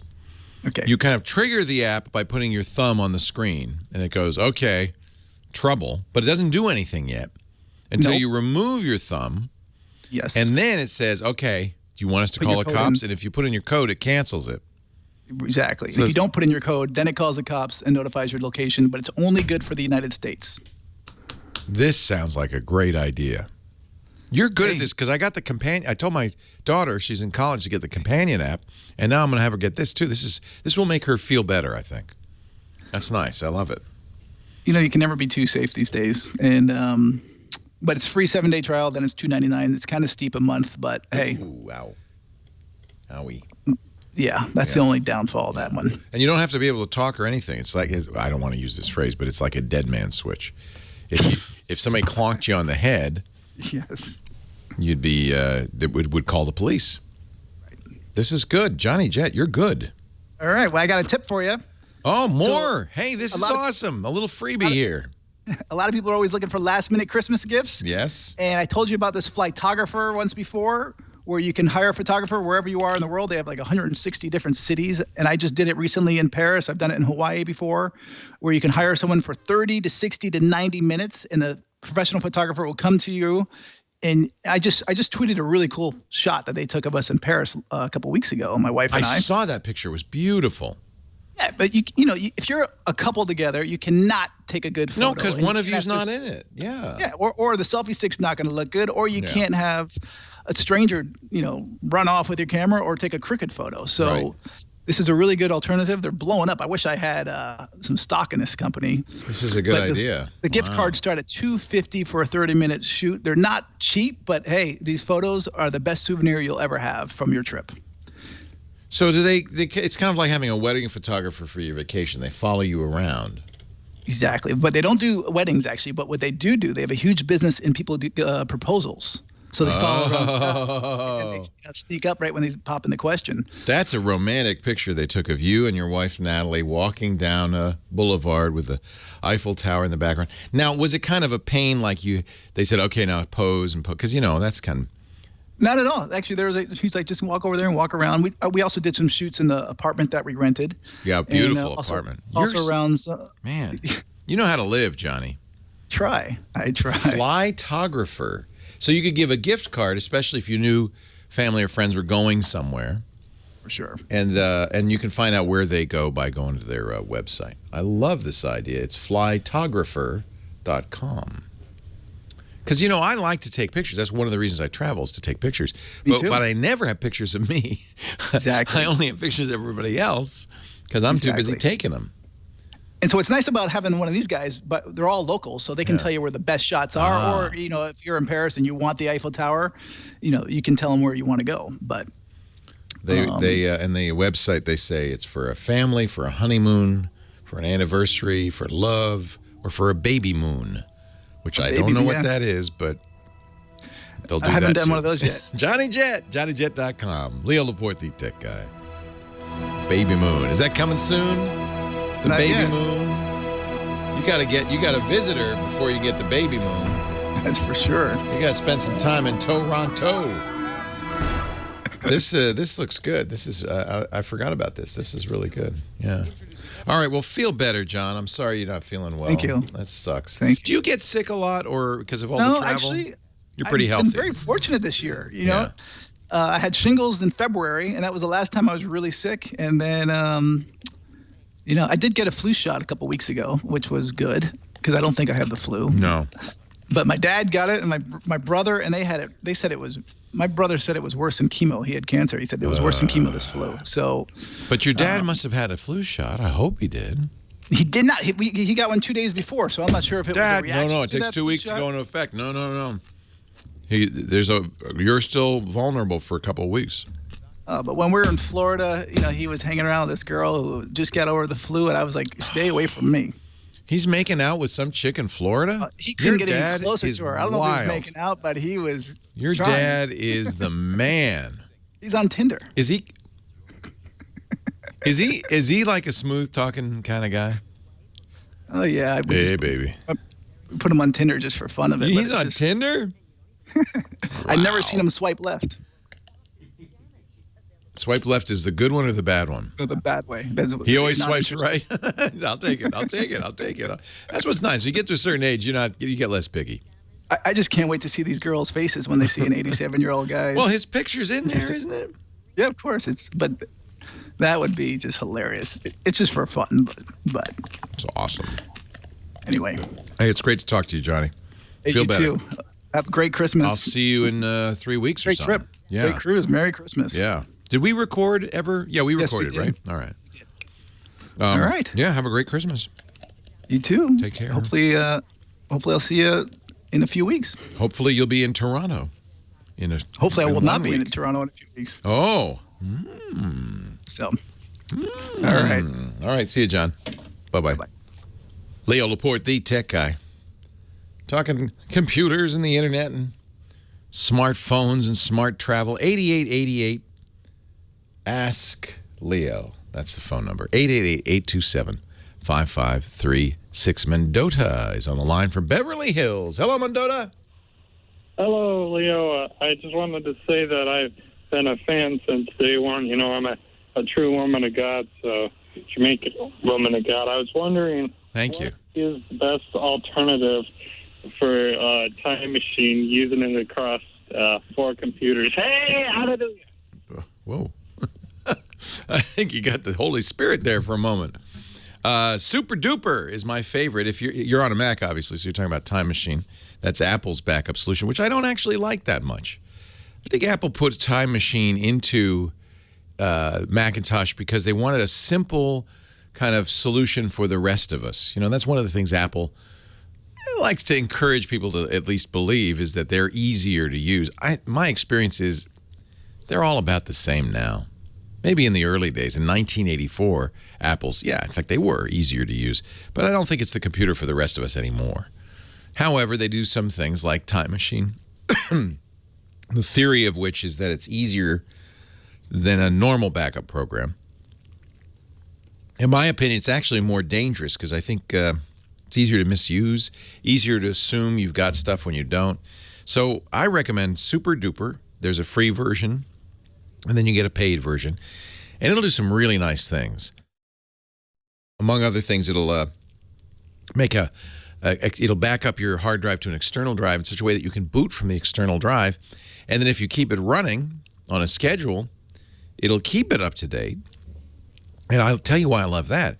If you rely on a computer, like this is important for you, having Super Duper make a backup is if the internal drive, and this is really a problem on iMacs where you can't get to the internal drive, it's hard to replace. If the internal drive dies, you can reboot immediately and you've got this external drive and boot to the external drive and it's identical because Super Duper's been keeping it up to date and you can get right back to work. That is a nice thing. Doesn't replace, something, an offline backup like Carbonite. You should have that in addition. But I like Super Duper. I think that's a great choice. And it's free. There's a paid version for some additional features. George in Santa Monica is coming up in just a little bit. George has an interesting question about Elon Musk. He wants to put satellites all around the earth to give all of us high-speed internet no matter where we are. We'll talk about that in a second. But first, let's talk about protecting yourself online with Simply Safe. This is a great solution for people. If we get every day practically, I get a call from somebody who says, I need a home security system. What do you recommend? A lot of do-it-yourselfers out there. Nothing wrong with that. But to really be a good home security solution, you got to have monitoring. Right? You got to have somebody who's keeping an eye on all of that stuff. And it's not going to be you 24/7. Simply Safe combines affordable, easy to install monitors, cameras, motion detectors, all the stuff that you would want. You can put it in. There's no upsell. In fact, go to simplysafeLeo.com. You can see all the devices, all the doohickeys you can install. And you put them in. If you can use a screwdriver, it's easy.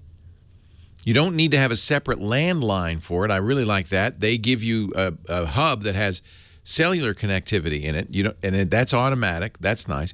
And then the 24-hour monitoring, $15 a month. That's like half to a third what the other guys are charging. $15 a month with no contract. You go month to month. I love Simply Safe, and I want you to try it. Protect your home with the alarm I recommend. Go to simplysafeLeo.com. By the way, when you do, you get 10% off. simplysafeLeo.com. George in Santa Monica. Leo Laporte, the tech guy. Hi, George. Good early afternoon to you, Leo. Good afternoon to you. You know what my question is, but first I'm going to make a comment. I do on the GizFizz bar show. Yeah. I do true and false questions for him every week for the past 2.5 years. Well, that's nice of you. Well, I'm glad to meet you. Yeah, and when I do research, you're talking about research on the internet, how some things can be factual and not. I usually, when I try to find my questions, I go and research as much as I can to make sure what I'm asking and the answer is going to be correct. Thank you. And by the way, we were talking about that earlier, how the guy who does fact-checking at the Washington Post on internet memes and rumors and stuff gave up this week. He said, I can't keep up. People don't even want to know the truth. Yeah. So what's the point? You know my question about Elon Musk wanting to put up satellites for Wi-Fi for everybody? Elon Musk, we should point out, wants to do a lot of things. Many of the things he proposes, he doesn't plan to do. This is one he does. And he wants to put up 4,000 satellites orbiting the Earth so that there will be nowhere on the Earth that doesn't have access to high-speed internet. He wants to do it with his company SpaceX. SpaceX is a commercial spaceflight company that's done quite well. In fact, NASA uses them to resupply the International Space Station and other things. He wants I went down and visited that. He gave a tour, not himself. Isn't that cool? The SpaceX site, yeah. And it's fascinating. So, the nice thing is there wouldn't be 4,000 launches. He has a rocket delivery system, and he could deliver many of these satellites and deploy them with a few launches. He has to get government approval, and he is seeking that. He's asked the FCC to allow him to begin testing in 2016. And, of course, they have to test. They have to see how it would work. And one of the problems with satellite internet is the distance. Right. It's possible to provide internet access via satellite. It happens all the time. Hughes and others do this. This Wild Blue, Exceed. And it works fine. But there's latency because you have to send the signal up. It has to get it. It has to then. By the way, the satellite itself is not the internet. It just has the ability to re-beam your transmission down to an internet center on the Earth. That internet center fulfills your request for a website, sends it back to the satellite, which sends it back to you. That's 2 round trips for each packet of data. That's a lot. My question would be, is that a good idea? Would that be good for the world having free access to the internet? Well, yes, absolutely. I'm a believer in free and open access to the internet. Look what television has done to change the world. We give Ronald Reagan a lot of credit for bankrupting the Soviet Union and ending communism in the USSR. But you have to give a little bit of credit, too, to Radio Free Europe and television, because it allowed the people of the Soviet Union to see what life was like in the West. And I think that's one of the reasons people like the North Korean dictator Kim Il-jong block Western television and Western internet. They don't want their people to see what's going on. So widely available internet that doesn't require infrastructure from a totalitarian government, but merely a receiver, could be, I think, transformative. He's not the only one trying to do this. Remember, Mark Zuckerberg of Facebook has something called Internet.org. This is kind of in his interest because he's basically, the internet for him is Facebook. So he's giving Facebook access to an additional 1 billion people, and he's trying to do it with drones. Google's trying to do this with balloons, with balloons that fly in the stratosphere, similar to satellites. They're lower than satellites, same idea. And Google calls this Project Loon, which might be appropriate because it's a little loony, and yet it's working. It's working better than they thought. So I think that whether Musk gets permission. I mean, this guy's amazing. I mean, not only does he have SpaceX, he created the Tesla electric car. He's trying to do something called a Hyperloop. He won't be building that one. That is a high-speed.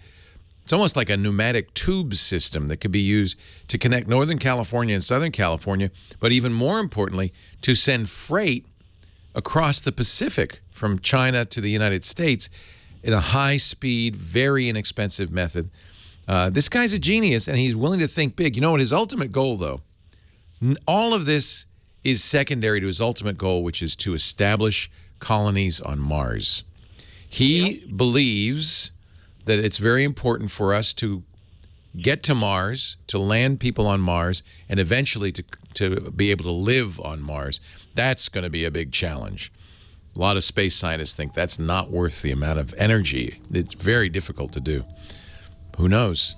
But yeah, I like this idea. I think universal internet access, for everything I've said about Twitter and fact checking, I think universal internet access is a democratizing force, a very powerful force for good. And I would love to see that. Leo Laporte, the tech guy. Our show today brought to you by the Netflix for magazines. If you love magazines, but you don't like the clutter, you don't like to think about all the trees, then you've got to find out about Texture. Go to Texture, texture.com/techguy. You may remember us talking about Texture before as Next Issue. This is their new name, but the same great idea. You pay one flat rate and get access to all the best magazines on your tablet, on your phone, all the back issues, plus the one on the newsstand today. Every article is there. The layout is the same as the paper magazine, and you even get bonus stuff like videos that you can't get in a paper magazine. I love Texture because, I love magazines. I mean, who doesn't? Problem is, I just don't want to buy a magazine for one article. And very frequently, Rolling Stone or Wired or Esquire, there's one article I want to read, and it's expensive to buy the whole magazine or worse to subscribe. Well, now, starting at $10 a month, you can get them all. $10 a month. Or get the maximum magazines for $15 a month from Texture. But you don't have to take my word for it. You can try it free for 30 days. Download their mobile app, sign up on the website, and start getting all your favorite magazines. And if you're having trouble finding stories to read, their curated collections will let you dive deeper into articles from magazines like Fortune and Fast Company and Newsweek, Rolling Stone, Wired. What a great holiday gift this would be. It's not too late. This is nice. Here we are coming right up at the holidays. We had a grandparent used to give us National Geographic every year as a Christmas gift. Well, how about National Geographic plus hundreds of other magazines? Wouldn't that be nice? Cooking magazines like Bon Appetit. People magazine. Yeah, I get my junk lifestyle stuff in. Science and Tech. Macworld, PC World, Popular Science, Sound and Vision, National Geographic, Popular Mechanics, Shutterbug, Wired, Popular Photography, PC Magazine, Smithsonian. I mean, I'm telling you, this is amazing. All for one flat rate and 30 days free. What a great gift. Texture.com/techguy. I'm getting a lot of recipes from it now. They've got a lot of healthy living recipes, clean eating magazine, stuff like that. Texture.com/techguy. Try it today. Free. My favorite Mac these days is the MacBook. It's the one I'm going to take on the cruise with me. It's thin, it's light, it's very high quality screen. I don't mind the Type-C. In fact, everything I have is Type-C now. So I really think it's a great laptop. And I love how thin and light it is. And the screen is beautiful. It's great for everything. Now some people don't like it because it's a Core M processor. It's a little bit slower processor. I haven't noticed any issue there. No, I don't. The iPad Pro is too big to carry anywhere. I think the cruise. I paid for two internet for 2 devices for each of us. So I think I'm going to bring my MacBook and a phone, and I'm not sure which phone. I might bring 2 phones. Companion. Yeah, it's a great app.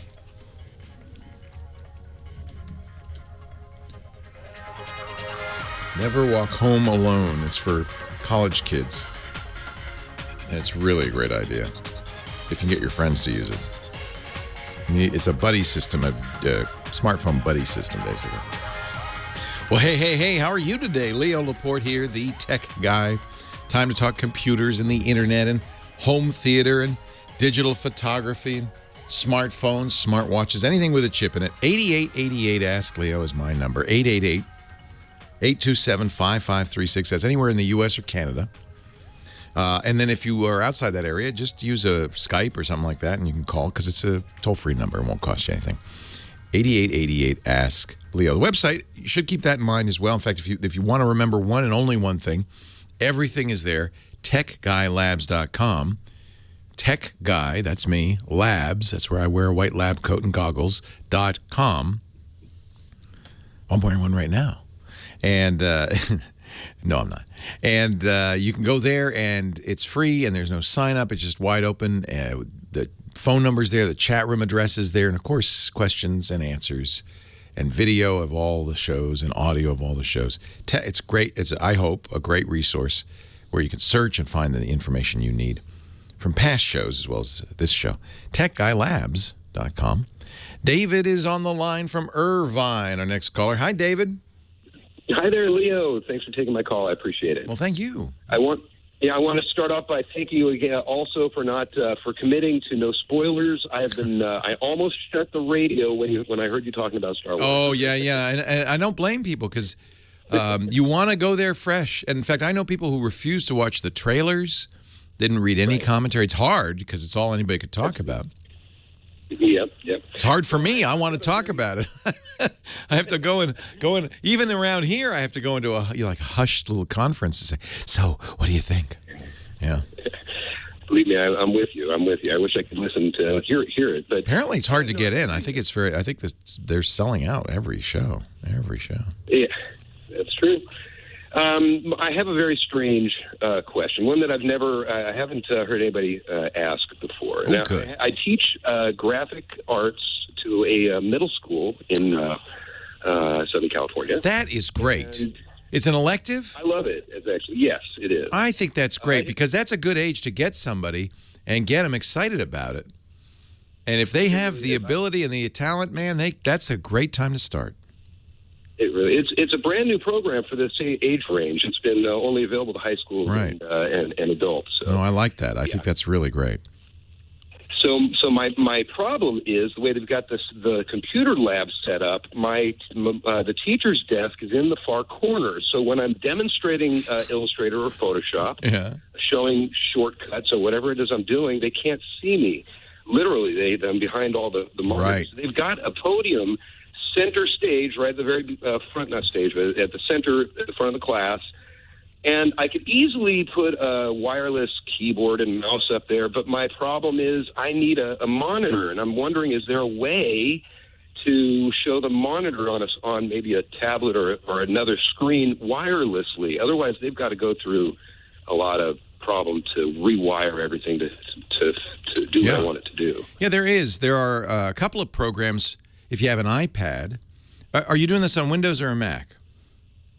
Well, they've got Windows computers in the lab. So, and I've got an iPad to work with, but Duet, I get whatever I need. Duet, which is a program written by former Apple engineers, is basically using remote access in effect to turn your iPad into an extra display for a PC or a Mac. So you'll buy the software on your iPad, bring that up to the front, you have to both obviously be on the same Wi-Fi network. There's no wires though. And you'll run the iPad as a second screen, but you can have that second screen be extended or mirrored. So you would obviously want it to be mirrored because you'd like to see the same thing on your screen that you're seeing on the desktop. Although this could also be used if you want to do presentations, PowerPoint presentations. It could be used as the speaker's notes and all of that as a second screen as well. So the idea is it's a second screen for a desktop computer. Duet's just one of several that you do this, and really it's just using remote access. So you can do, if you think about it, all you really need is remote access to the Windows PC. Right. If you search on your iPad or your iTunes store, if you want to use the iPad, if you search in the iTunes store for remote access to Windows, you'll see there's several good programs that do it. I think Duet's pretty cool. Yeah. Yeah. I will take a look at Duet for sure. Okay. Yeah, I think this is a really. In fact, I've used it as a second display for my Mac, which is great. Yeah, give it a shot. I will. And one last thing, coming from a person that was there in '77, when I saw it, they actually allowed standing room only in Star Wars. We had people standing against the wall down the aisles. And my brother and I went to lay down on our backs in front of the first row. That's how we saw the. And now there are people. I talked to somebody who saw it at an IMAX theater in Virginia, I think it was, and the way the theater is configured is a slightly curved IMAX screen, and all the seats are leaning back. It's the same thing. It's like you're lying on your back. I would love to see it that way. Yeah, I remember seeing it in '77. I was 21 years old. I was in college. I went with a bunch of buddies. No one knew. There'd already been some buzz. There was a long line, but no one really knew what we were going to see. And you never forget that moment in the very first Star Wars episode when that little ship is going pew, pew, pew, and being shot at, and that giant space freighter comes into view at a brilliant special effect. By the way, shot with models and robotic cameras because they didn't have very good digital effects at that time. That's right. And there's a very interesting story about attempts to preserve that original Star Wars because, as you may know, George Lucas didn't like the special effects. He wanted it to look better, and over the years has considerably modified it, and furthermore, hidden the original prints. He doesn't want anybody to see Star Wars as it was originally mastered. He wants you to see. So if you buy the current Blu-ray or the digital downloads, you'll see a heavily modified version. And, of course, that's where the whole Han shot first controversy began because George modified a very critical scene in the original Star. This is not a spoiler for the new one. This is for the original 1977 Star Wars. If you look at the original, my friend Lance Ulinoff, who writes for Mashable, found out that the Library of Congress has digitized an original print of the 1977 Star Wars. So he went down to D.C. to watch it.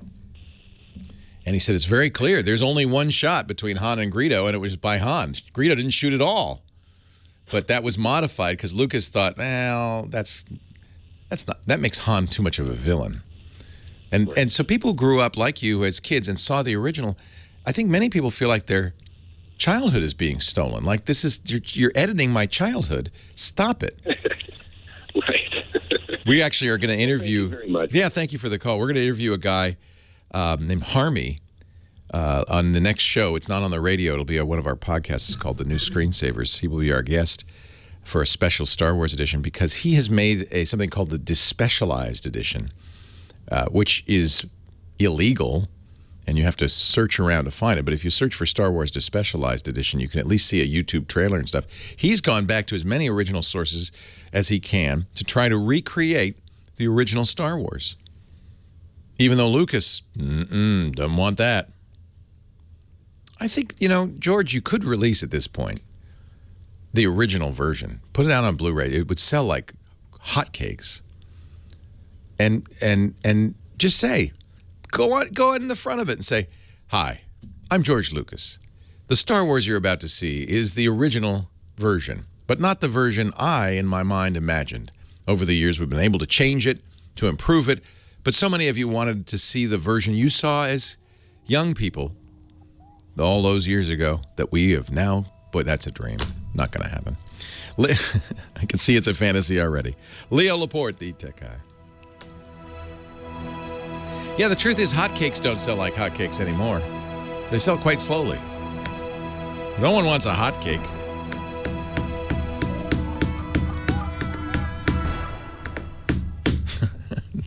That is a very old-fashioned saying. It's hell like hotcakes. Get your hotcakes here. I can't keep them in stock. What is a hotcake? Is it a pancake? It's a pancake. I guess so. Now they should say they're that flying out the door. the new saying would be that they sell like the latest Apple release. Mm-hmm. They sell out like pencils. We should invent some kind of technology and call it the iHot cake. Does Duet require... I thought Duet was wireless. No, you know what? Duet might require a wire. Looks like it does. I gave him a bum steer. But there are other remote access programs. In fact, there's a lot of them.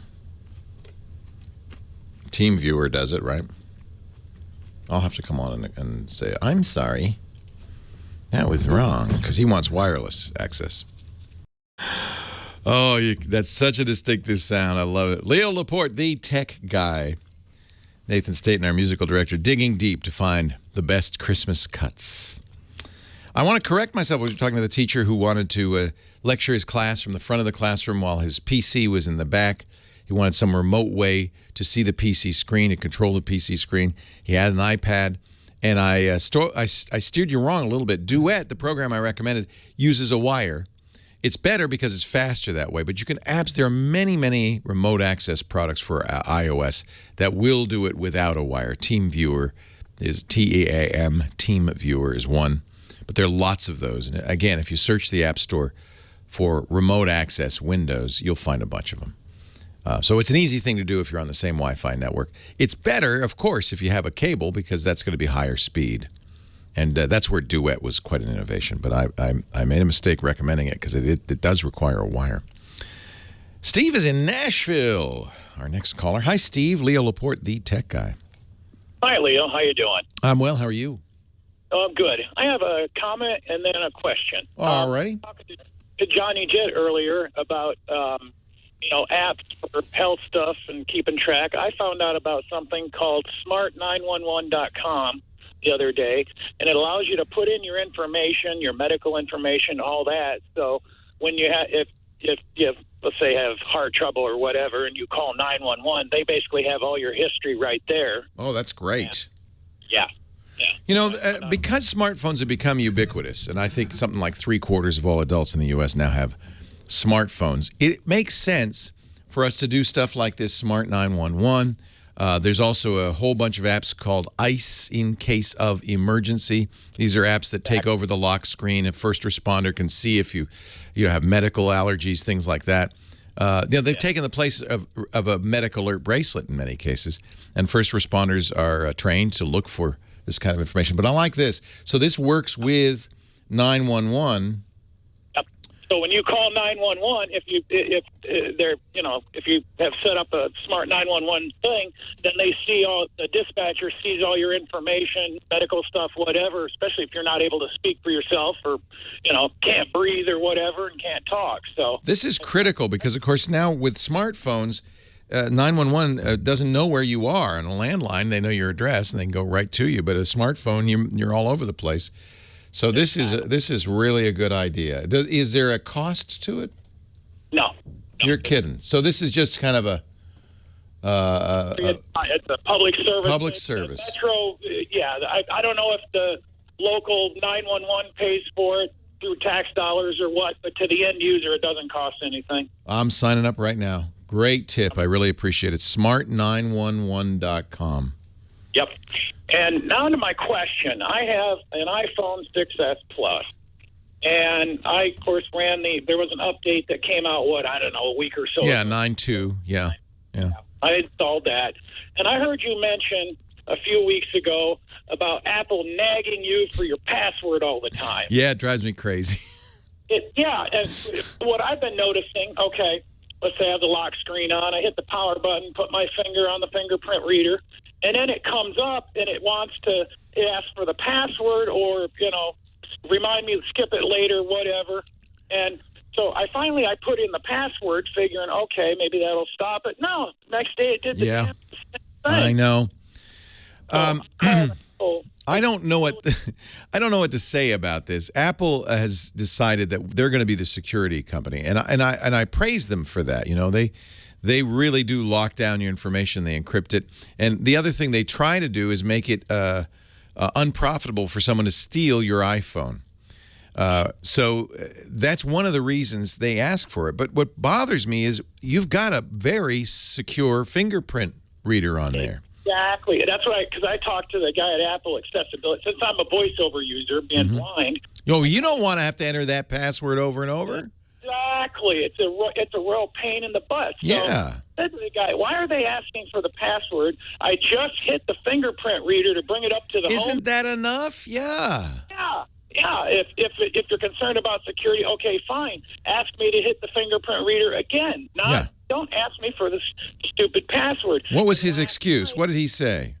He said, well, we're looking into it. So apparently it's not supposed to, apparently it's a bug. It's not supposed to do that. Nah, I don't know if that's the case. I asked our security guy, Steve Gibson, who does our Security Now podcast, and he said, well, knowing Apple and their commitment to security, I'm sure that they are looking at scenarios where that would, be that somehow that would be needed to make sure it's you. I don't know what that scenario is, nor did Steve, but he believed that this is, they've come up with some scenario, I don't know what it is, where the password would be required. I think Apple asks for passwords way too often.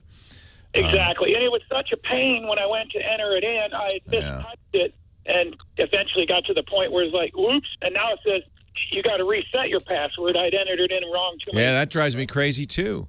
And in some cases, and I really think this is bad usability, it's what they call a modal dialogue. You cannot go anywhere until you fill that password in. You cannot use anything. Exactly. And that means you've basically locked up your phone until you can enter the password in. For a blind user, that is a serious hardship. They should at least do this for us, Apple.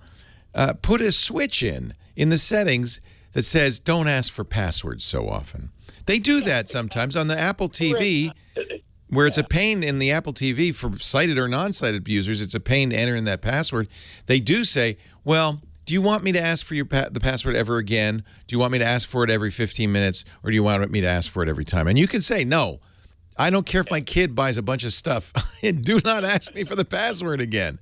And that's what I do. I feel. And they just have it set to, if nothing else, give you an option not to be nagged like that, because it's a real pain in the butt. Other than that, I love the phone. I mean, it's an awesome phone, and the best battery life, and of course their voiceover and their accessibility features are second to none. Apple really absolutely blows away Android as far as accessibility. Yeah, I think so. Yeah, And so I got the 128 gig version. I mean, I went all out. I got an Apple Watch. That's $1,000 phone you got there, my friend. Yeah, love it. Absolutely love it.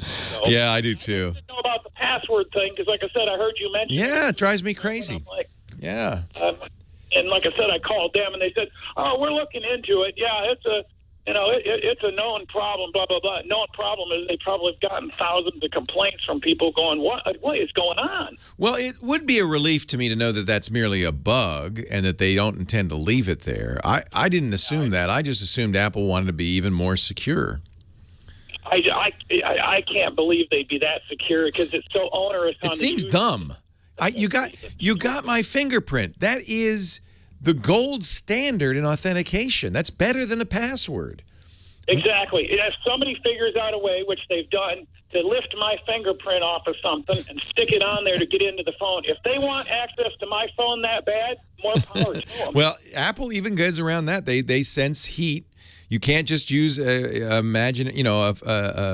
plastic finger. It actually has an infrared sensor, and it knows if it's a living, breathing thumb, as opposed to some replica. So no, they do a very good job of it. I think they should trust it a little bit more. I'm with you. Hey, thanks, Steve. Leo Laporte, the tech guy. I stayed with LastPass. We have decided at this point there's no reason to leave LastPass.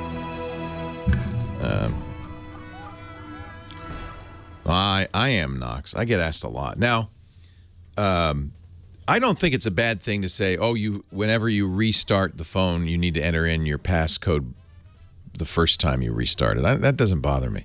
But it asks for passwords an awful lot. And it asks for the iTunes password and the iCloud password, and that's kind of a problem. I don't think so, Jerry. I don't think so. Yeah, I'm going to continue with the LastPass. I see no reason to move off. There's nothing better, in my opinion. I use Authy instead of Google Authenticator. Yeah, I like Authy. Because then I don't have to... with Authenticator, I was saving into LastPass the QR code for those various accounts so I could set up. Because I set up new authenticators all the time, right? Leo Laporte, the tech guy. Chuck in San Diego's next. Hi, Chuck. Good afternoon, sir. So my wife travels extensively for business. Most weeks she's on an airplane in the hotel rooms, and she uses an iPhone 5, and she's got some mental block in her mind that she can never remember to take her charger out of the airplane or the hotel room or wherever. Yeah, I know the feeling. We're constantly replacing the chargers, and unfortunately, you run in a big box store or something, often you get a message on the phone saying this is not an Apple charger, it's not supported or something. Right.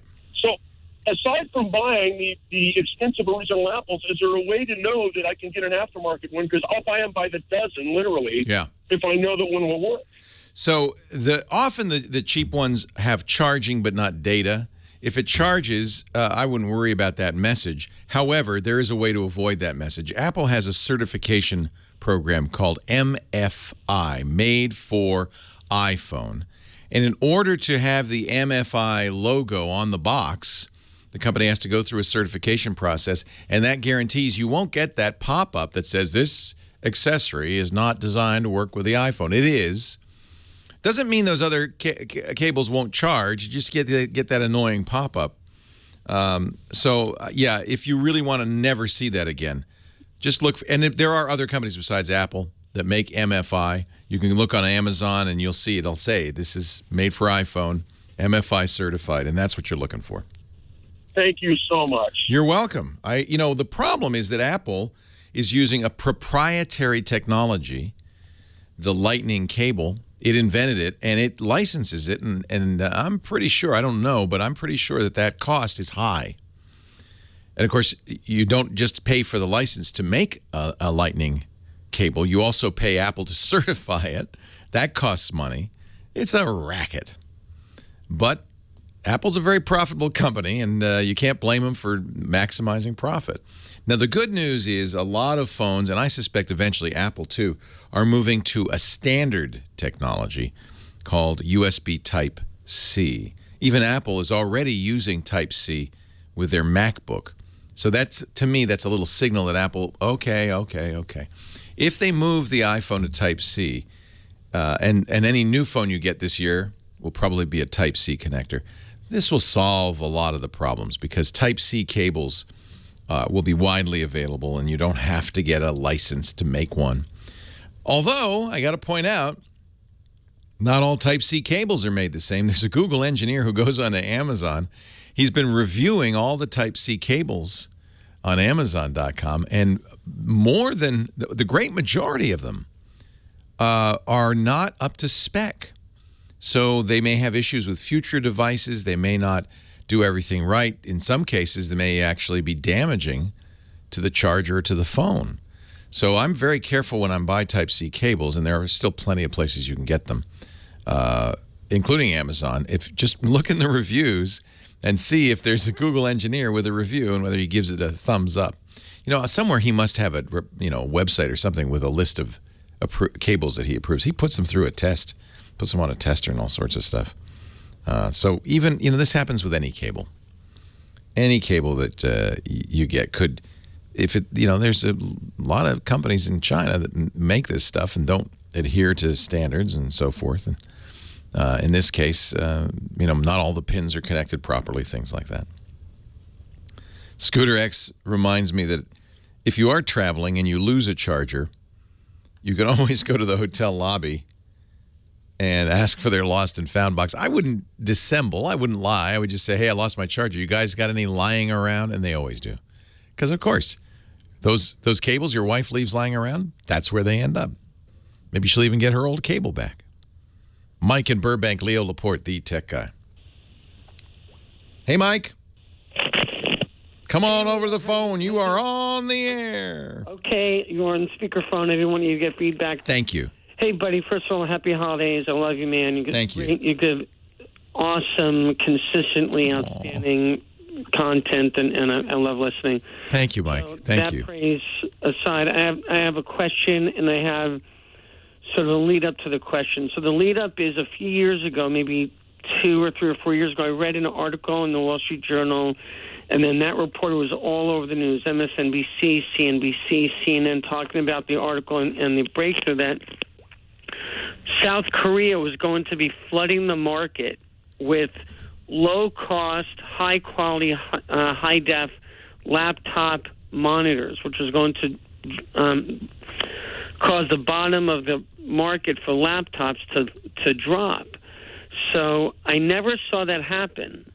And my question is, I've been looking for a new laptop for about 2 years now, and the same models that I've been watching for 2 years, like the Lenovo's and the MSI's, they don't come down in price. How does a laptop that's a model that's 2 years old still keep its price? I mean, I thought technology doubles every year. And yet that's a good point, isn't it? And where can I go to get an affordable laptop? You are, and that's the point. The laptops I remember from 10, 15 years ago, it was always the laptop you want is $2,500. That was the one you wanted. What are laptops now? You start at $200, and a good one might be $500. I think the reason you don't see big price drops is that they are already at rock bottom prices, and these companies make very little money. Their margins are razor thin in the PC business.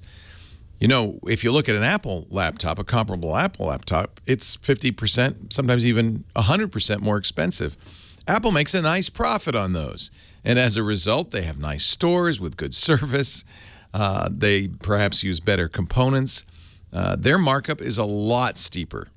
But the PC marketplace is so competitive. See, Apple is the only company that makes Macintoshes. There's nowhere else for you to go. The PC marketplace, there's lots of places to go. So I think mere competition has just driven the price as low as it can go. There's just not a lot of room to cut. They cut it much, they're selling below cost. They're already close to cost. The other side effect of this is support has taken a nosedive, because that's a very expensive thing to offer, and you can't offer it for free if you want to give good support, but people aren't willing to pay for it. It also means that companies have to make it up in some other way, and that's why you're seeing the shameful practice, Lenovo, of course, one of the companies that get busted for this, of putting adware on laptops, putting trial versions. They make money on all this stuff. Lenovo put something called Superfish that allowed them to inject advertisements into your web browsing, ads for which Lenovo got paid. Once they got caught, they be, sorry, we didn't mean to do that. But the real economic pressures on them to try to find a way to make a profit on a product that the margins are razor thin on have driven them and others to this kind of practice. And so that's, we did it.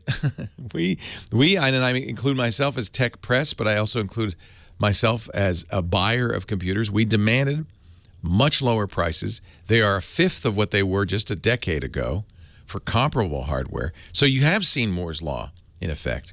But there is a point beyond which you cannot go. There is a certain cost to manufacture, to components, and I think we're at the point, at least right now, where you can't get much cheaper. There's no margin built into it. Now, maybe someday, but how could you make a laptop for less than $200? Actually, you can. I've seen $150 laptops. Leo Laporte, the tech guy. I wouldn't recommend him. Leo Laporte, the tech guy. With Dick DeBartolo, Mad Magazine's maddest writer. We call him our Gizwiz because he comes each and every week loaded with gizmos and gadgets. Hello, Dickie D. Good, pal. I am great. Thank you. Last night, Dick came on to our holiday special for Twit, and it was so much fun. You were great, telling great stories about the match game and the early days of Mad, and thank you. And no headache for you? No, I feel good. I had a few eggnogs. Good. Okay, good. And they were doctored. They were adult beverages. By the end of the show, I was a little, ooh. But it was fun. We know that. You do? Could you tell? Yeah. Oh, yeah, because I put on a fright wig. And it was I didn't notice. 45 minutes later when our doctor said, "Oh, Dick. Leo, do you not notice you grew some hair?" It was fun. I wanted to do it in the spirit of Gene Rayburn, who every once in a while would do the match game just a little bit in happy. Yeah, exactly. Yeah. And that was the happiest I've seen you in a long time. I was very happy.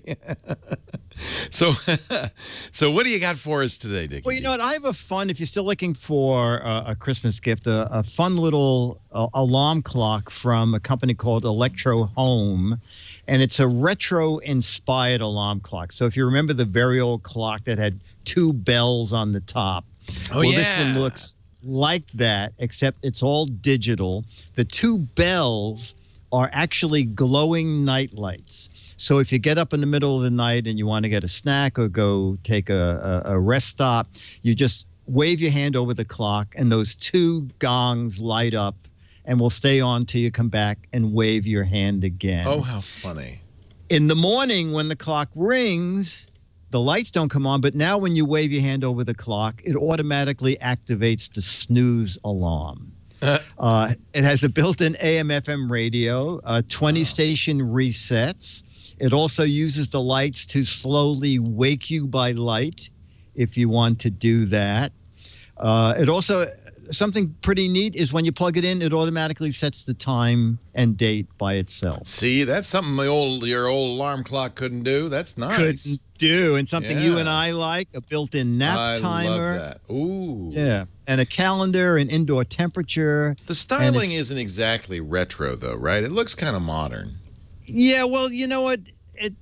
The little like knurled nuts around the outside, and I think in that picture, it's a little too bright. You don't see that the top of them look like the old fashioned.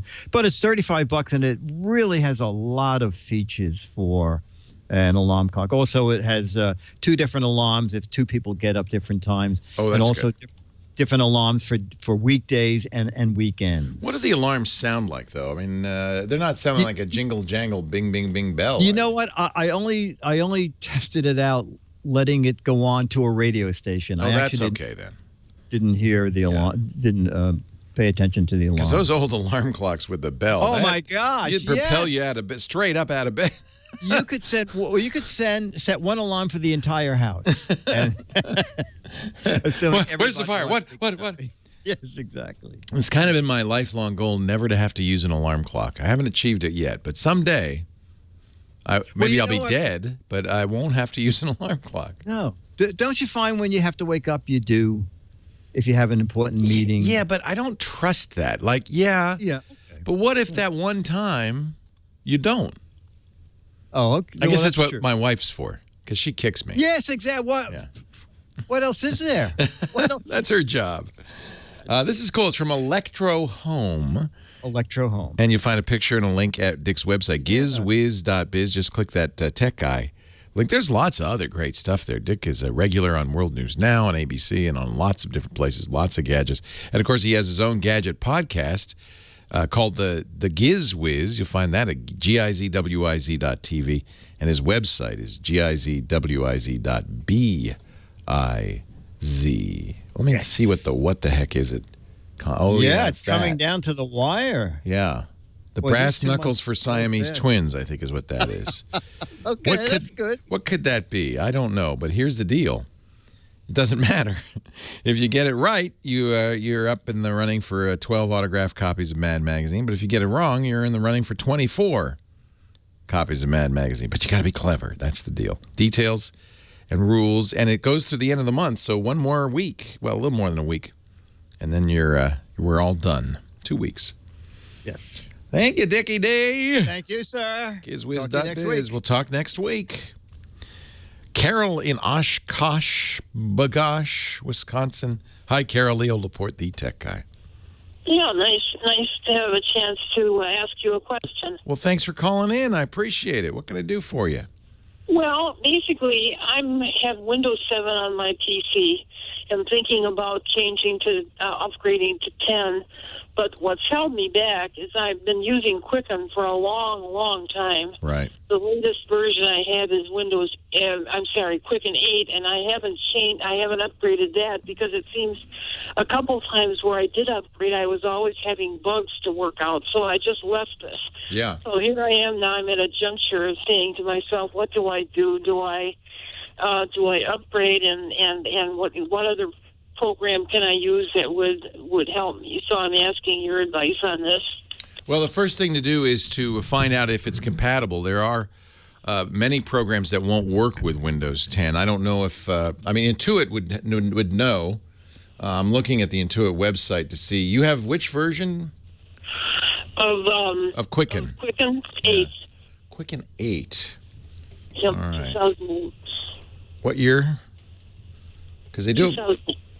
2000. Oh, it's really old. Oh, yeah, well, that's the way it is. If it works, don't fix it. I know. I've done upgrades before, and I ran into problems. Every time I upgraded, it wouldn't work. It little bugs in it, and I just didn't want to. I don't blame you. And besides, who needs to spend extra money? So here's on the Quicken website. Will Quicken 2000 run on Windows 10? It works fine on Windows 8.1.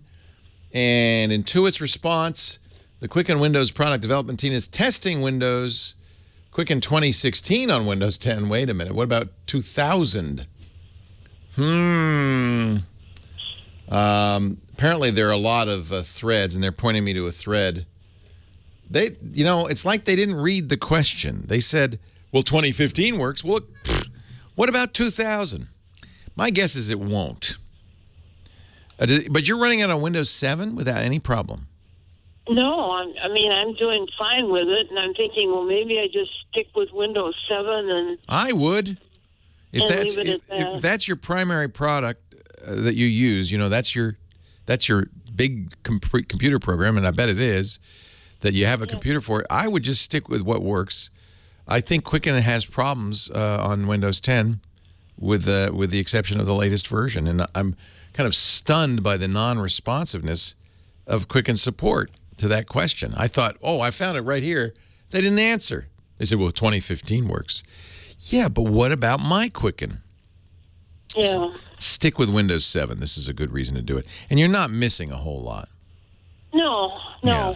And at my stage of life, I really don't want to keep, upgrading for no reason. I don't blame you.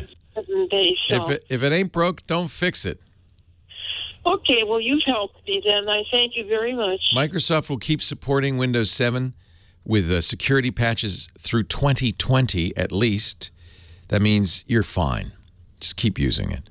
I think 7 is arguably the most secure version of Windows ever. Hey, thanks for the calls, everybody. Have a great Geek Week. Leo Laporte, the Tech Guy. Well, that's it for the Tech Guy Show for today. Thank you so much for being here. And don't forget, it's just the tip of the iceberg. We do nearly 30 shows on the Netcast network. It's called TWIT, T-W-I-T. It stands for This Week in Tech, and you'll find it at twit.tv, including the podcasts for this show. We talk about Windows on Windows Weekly, Macintosh on Mac Break Weekly, iPads, iPhones, Apple Watches on iOS Today, security on Security Now. I can go on and on and on. You even get your daily dose of tech news with Tech News Today and Tech News Tonight. And, of course, the big show every Sunday afternoon, This Week in Tech. You'll find it all at twit.tv. And I'll be back next week with another great Tech Guys show. Thanks for joining me. We'll see you next time.